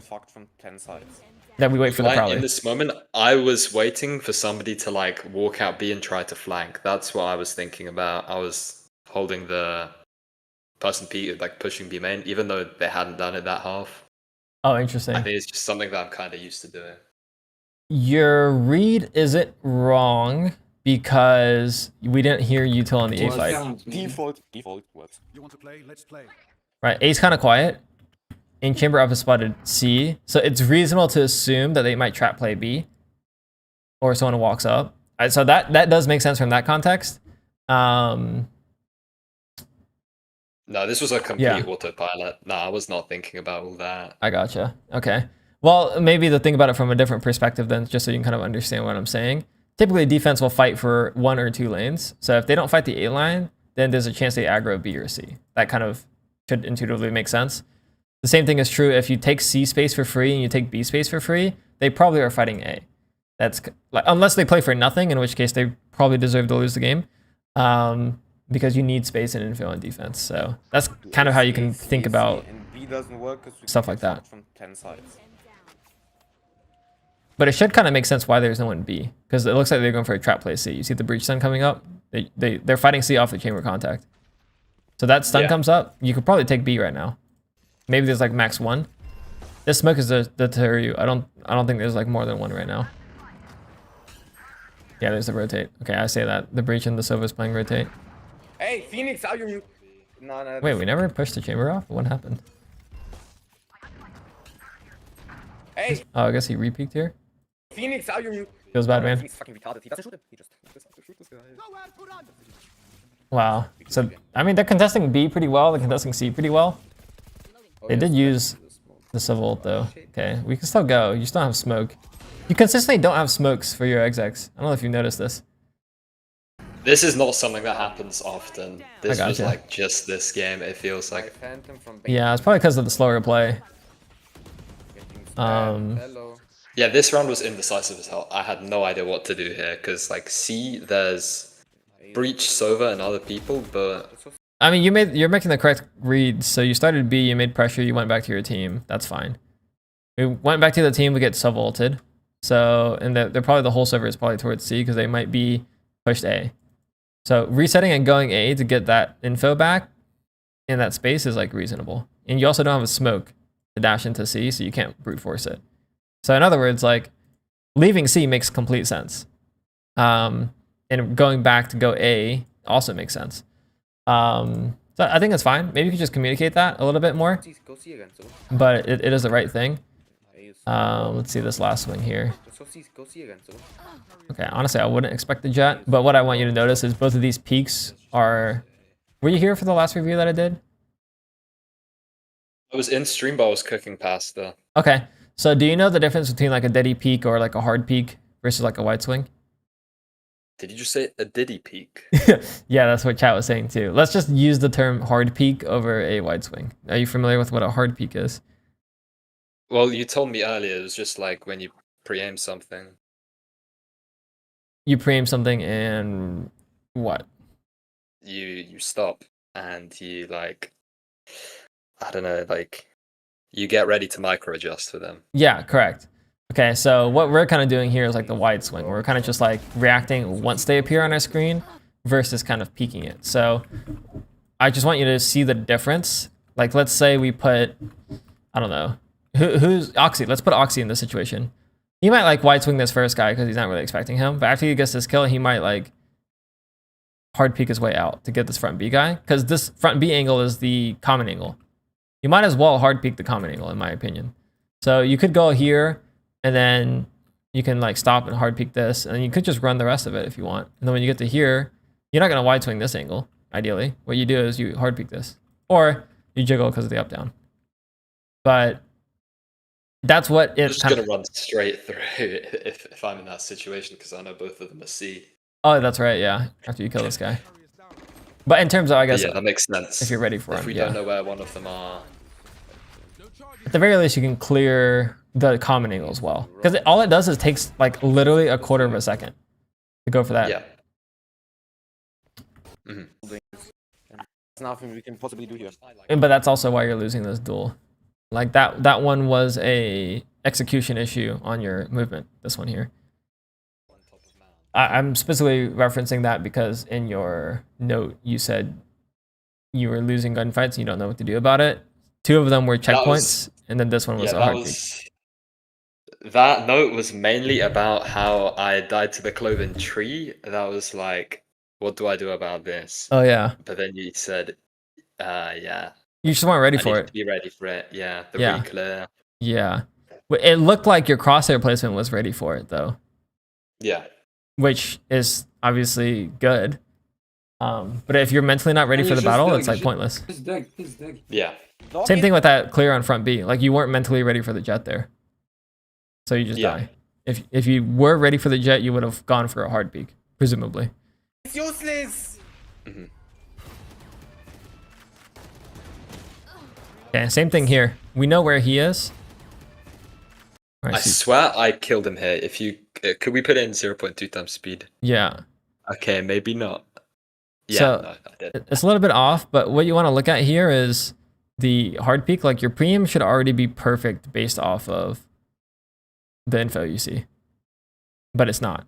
Why is it not? You flick back to the left a little bit. Like the preem should be perfect because you have info. You should ideally be preeming slightly to the right, strafe left so it carries your crosshair over, stop, and then kind of just shoot, like aka hard peak.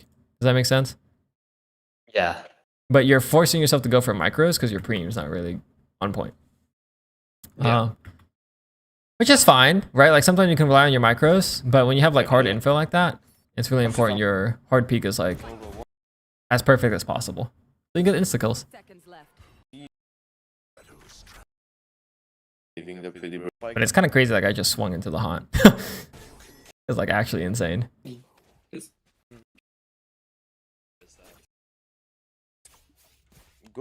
Okay, back to C.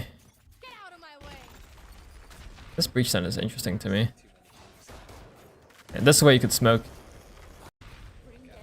Like we're scared of the angle they're holding us. How can you try and neutralize the angle disadvantage? You just smoke the floor.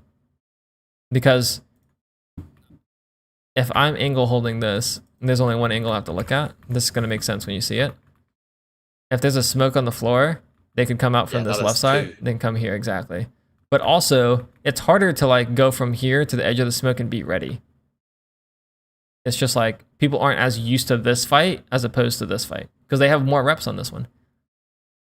Yeah, and the smoke fades halfway through, so they might just be in the middle. Exactly, yes. So the perfect thing to do actually is to smoke, and then everyone swings as the smoke is fading. Because then there's a guy left, guy right, and a guy in the middle. But I mean, that's not really going to happen. But you can do that on your execs. Like say, for example, you smoke dash, I don't know, here, and there's a guy in this corner. What you could do is you could time your swing as the smoke is dropping so that he's preeming the middle or the edge, and it's a 50-50 on which side you go from. Does that make sense? Yeah. So here, jet mains would have the instinct to smoke the floor here. I say jet mains specifically because that's kind of what that's the skill set that they're used to in their util kit. I'm not saying specifically good players because I've seen jet mains even in lower ranks have this instinct, whereas I've even seen radiant players that happen to play jet not have this instinct. So I would say specifically jet mains have this instinct. Okay. And maybe it's worth actually to bucket yourself into this too, because you don't have that instinct, I would probably categorize you as a player that happens to play jet. Not look at my agents and all Right. that. No, this is fine though. What I want you to understand from seeing this is I would not define you as a jet main. I would define you as someone who happens to play jet. And there's a clear difference there. Because mastering the character is different than playing the character. And it's yeah, that makes sense. Obviously we aren't at that, yeah. You know what the fuck they're doing. There might, not there is, there might. Well, two Wait. Oh shit, we just popped 3 ults. Okay, so what's worth noting here? There's nobody. What? Go ahead. What are you gonna say? No, bro, I missed the dash, bro. Okay, so let's back up. The dash is not even valuable here. Why? Because Phoenix is already out, yeah. we used 3 ults. Yeah. So what can you do instead? You can change your dash or you can save it. We've Phoenix ulted, we've Vice ulted, we Fade ulted. All the space has already been created. Your jet dash is more so to capitalize instead of making space. This entry dash position is more so to create space and to also play anti-flood. But given the ults here, the better dash, in my opinion, would probably be to updraft dash. To take the space and capitalize. Maybe you can catch a guy running. Maybe you can catch a guy as your Phoenix fights them or something like that. So this one would be an example of using your dash to chase and not to make space. You see the difference there? Yeah. Okay. Maybe if you had breach ult, you would have been like updraft dash top site instead.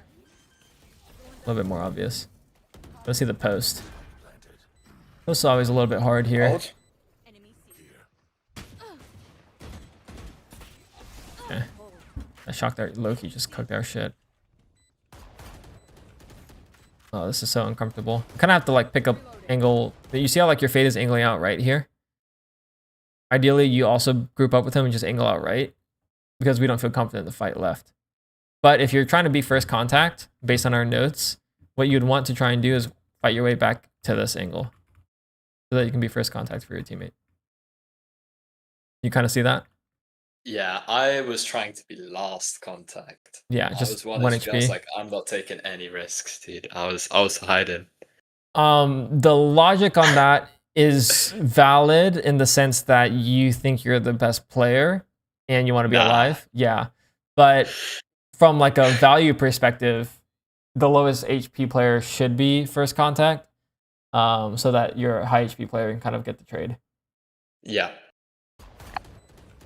Generally, I'm sure there's people that would argue against that, but We're just stuck. you can even see your fades fighting here. You're just like, nah, I'm not doing that. But ideally, you'd just swing with him because double swing is better than no swing, or like one swing. But we should just win. I mean, your Phoenix has the flank here. Yeah, there he goes. CT. Okay. Obviously playing quite scared in that last round, which is somewhat valid. I would just want you to dash more aggressively that round because of the ults. That's the main takeaway that round. Okay. No, I'm gonna take him. I'm gonna take him. Ah. Let's see, do we get a little smoke dash into A? I don't know if we should. Yeah, just leave it there. Leave it there. We're just going A now. I decided. Yeah, we're gonna have to kind of. I'm opposite of him. Wait, the spam. Okay, interesting that you kind of pivot back. If you watch the Oxy VOD, I think Oxy like spam goes tree, by the way, when he exits A. He like doesn't like main, so that's something you could also see as well. I prefer main personally, but Oxy loves tree. But yeah, if you had a reference on Lotus, you would see that. Obviously, you're ready for this fight. You can just see the difference between this fight versus the Clove. Way more ready. Anticipation is like 80% of the fight, by the way. Like if you are predicting the fight and anticipating it, you will win that fight. Way more than if you have good technique, but you're mentally not ready. Yeah.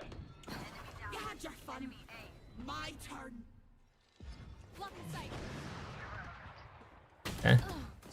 This is an interesting round for a couple of reasons. One, we bounced from main. No checkpoint. This is another no checkpoint. If I checkpointed and noticed there was nobody behind me, then I probably wouldn't have left my back open to drop and backside. I see, yeah. I mean, to your credit, one could interpret this as I checkpointed because I paused and used my smoke. But you're saying, I guess, if you checkpointed, you wouldn't have actually done what you did. Yeah, this was purely instinctual. There was no checkpoint done here. Okay. So what would it have looked like? Like, would we have kind of just sat and kind of held here, like kind of covered your right, essentially? No, after the Clove dies, because my goal here was to get the chase, I would have tucked, looked at the map, realized nobody's looking behind me, and I would either A, wait until somebody's with me, or B, swing drop. And like try and win that solo fight, yeah.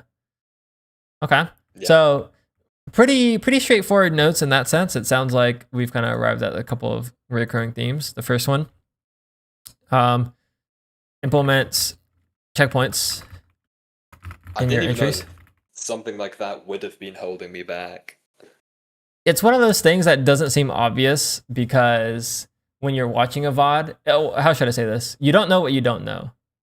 Yeah, it just looks like, for me, when I was watching it to check that, like, nobody was, like, ripping it or, like, I don't know, being racist or something that would get you banned on Twitch. Yeah. Like, no, I actually had like 4 VODs I had to delete because like somebody on my team just decided to, I don't know, bro, go crazy. I have heard it's pretty egregious in EU for some reason. But Yeah. yeah. First thing though, in terms of takeaways, implement checkpoints in your entries. So this would mean pausing when you're in safety, look at minimap, and then decide how you want to scale afterwards. That's that. In terms of duels, I would say I would want to see more hard peaks. Hard peaks on duels. On, I guess, common angles. And then more jiggles on, I guess, angle disadvantage / up downs. Like just for really hard fights. Jiggles on hard fights, I would say. On uncomfortable / hard fights. That's probably in terms of the mechanical side of things. Let me think. We had the concept of chasing for a little bit. But that was only the 1 round because we had 3 ults. So I probably won't include that here. Post plants, I would say maybe focus your post plants to try and be first contact. That could be a little bit more simple than favorite post plant spots. Like instead do focus on being first contact in your post plants. I think that's probably a little bit more actionable than my previous note here. So checkpoints on the entries, focus on being first contact in your post plants, hard peaks on common angles, jiggles on harder fights. Is there anything I'm missing here that I feel like is useful to mention? Oh,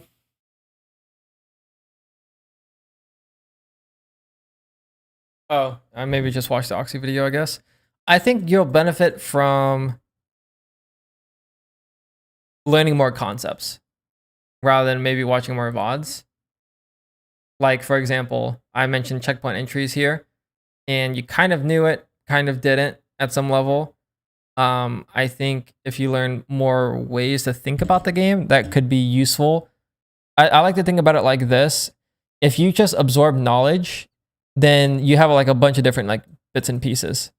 But if you first get the mental model, this is going to be a tree that's going to look terrible. Pretend like this is a Christmas tree and these are ornaments. If you build the Christmas tree first and understand that, then you can apply the ornaments on top of it and attach it to your current mental model. Does that make sense? Yeah. Right now, you don't have the Christmas tree. You probably just have a bunch of little ornaments. And tying them together is just hella confusing. Which is why the concept of the 80-20 is like, that's why I have it in the dojo. So you can apply those ornaments onto this framework and it makes sense. Or the entry checklist. So you can apply that stuff. Like that's essentially like pattern recognition. If you don't have those concepts, it's really hard to kind of group shit together. Like for example, if I say double swing, what comes to mind for you? 3, 2, 1. 3, 2, 1. One guy go close wall, swing wide. The guy behind you swing close. Maybe the one guy would, jump, who knows? But like, notice how those double swing encapsulates that entire concept. You see that? Yeah. That's ideally how you approach learning. Is can you like kind of condense a lot of the like these complex ideas into like 2 word phrases. 80-20. Okay. Entry checklist. Smoke dash. Checkpoint entries. You see how this is happening? Yeah. So in theory, which lectures would I watch for this? Obviously lecture 1, because we have found out that I actually have not watched that one. Sure, yeah. Let me go and take a look at the spreadsheet. Because honestly, there's just so much shit right now. So like so many lectures I've done. Let's see. Lectures to watch. So we have either lecture 1 or 33. 33 is the updated one, but whatever. Let's see. Lecture 2 is relatively fun, but let's see. Is there anything else? Okay, how to create a playbook is probably relevant for you since you're watching pro VODs. What you'll notice is actually creating a playbook is actually not that complicated. I watched the lecture for creating a playbook, but I never created a playbook. Oh yeah, there you go. So it's relatively easy. You just want to do like certain basics, which you can tell I used AI to help create this. But essentially what you need to know is you need to know how to, on defense, you need to know how to hold the site, you need to know how to fight that space, and you know how to retake that space. So it's kind of only 3 things that you need to do. And then on attack, you need to know how to rush that site. You need to know how to default towards that site. And you need to know how to play post plant. So that's kind of like a entryway checklist. Contact the space you already know how to do. Don't really care about lurking. Entering 101 is probably good here. Lecture 13. I think I watched that one too. Yeah. It's like where the second entry, third entry. Yeah, group A, entry group B. look. Yeah, that's correct. Yeah. Yeah. That is correct. Maybe it's not as detailed as the entry checklist, potentially. Yeah.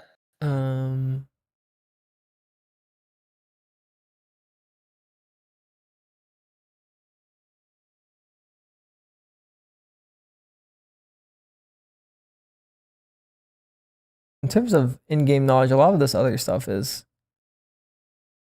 kind of like map guides and stuff. For example, if you ever watch the Lotus guide, you'd probably realize like the approach to the map is a little bit different than how you approach it. This one here. Yeah. So it could be useful for you to watch map guides and maps you struggle with. Aside from that, I would maybe point you in the direction of looking at some pro reviews. So like we've reviewed Oxy like plenty of times. Let's see, 16 VODs. Oh yeah. So it's probably useful for you to go back and take a look at some of the VODs I've done of him. Most recently it was Neon Lotus. So you don't play Neon on Lotus, you play Jet. So maybe you can kind of find VODs. Jet. I feel like I should pick up Waylay and like Neon, but like I feel like if I go into them with comp, I'm just gonna like terrorize the people on my team. Waylay is definitely good, but I wouldn't recommend it if you aren't currently doing the entry checklist on Jet.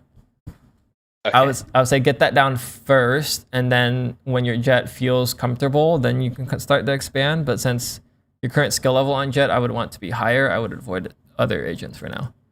Yeah. Unless you're deciding a role swap, which is a different conversation. Nah. Yeah. Okay. That is that though. Any questions, comments, concerns? Not anymore, bro. Thanks. Yeah. Best of luck, and I'll see you around, man. Alright, dude. See ya. Thanks See ya. so much. Of course. Have a nice afternoon. Yeah, you as well. Bye-bye. Peace. Peace, peace. All right, chat, let me catch up, and then we'll end the stream. Let's see what you guys are saying in here. Let's see.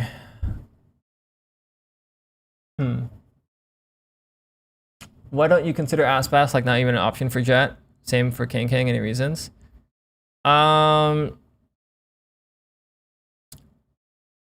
I didn't list Aspas because he doesn't entry for his team in ranked or in pro play. So that's why. King, I just haven't reviewed recently, so he wasn't top of mind. Recall so good, best steady tech, exactly. What's up, I rank? I have peaked 900 RR Radiant, but I ended the last act in Model 2 because of 25 games.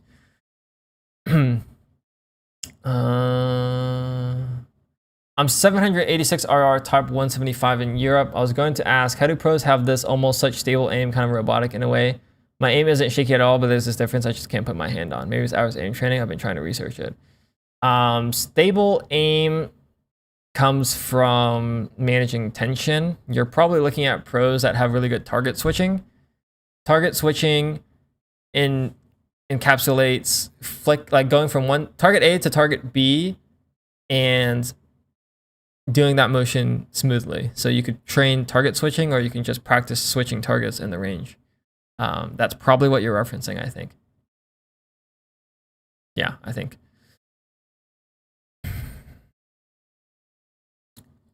But Oxy does have really good aim. Last I checked, he was GM Pasu, which is like really high. What's a checkpoint? I think I answered that in the review, but yeah, you get to cover, look at minimap. Hard to go first contact and low HP in solo queue though, especially after a few rounds if you aren't confident in your team. I agree, it is hard, yes. Do you not do reviews through the replay system? I wasn't around when it was implemented. I do replays through the replay system, but I don't do it with the replay file because sometimes there's random Valorant patches, and anytime Valorant has an update, the previous VOD reviews don't work. So it could literally be as simple as a bug fix and then the patch is gone. Or like the replay is gone. So if you do want to do review through the replay system, then what people have been doing is they screen record them going through the replay, which might make sense if you have performance issues recording when you play. Aspas slightly B style could work in rank though. Oh, 100%, it can work, yeah. You prioritize your duels and your comfort of the duels for sure. So it can definitely work. But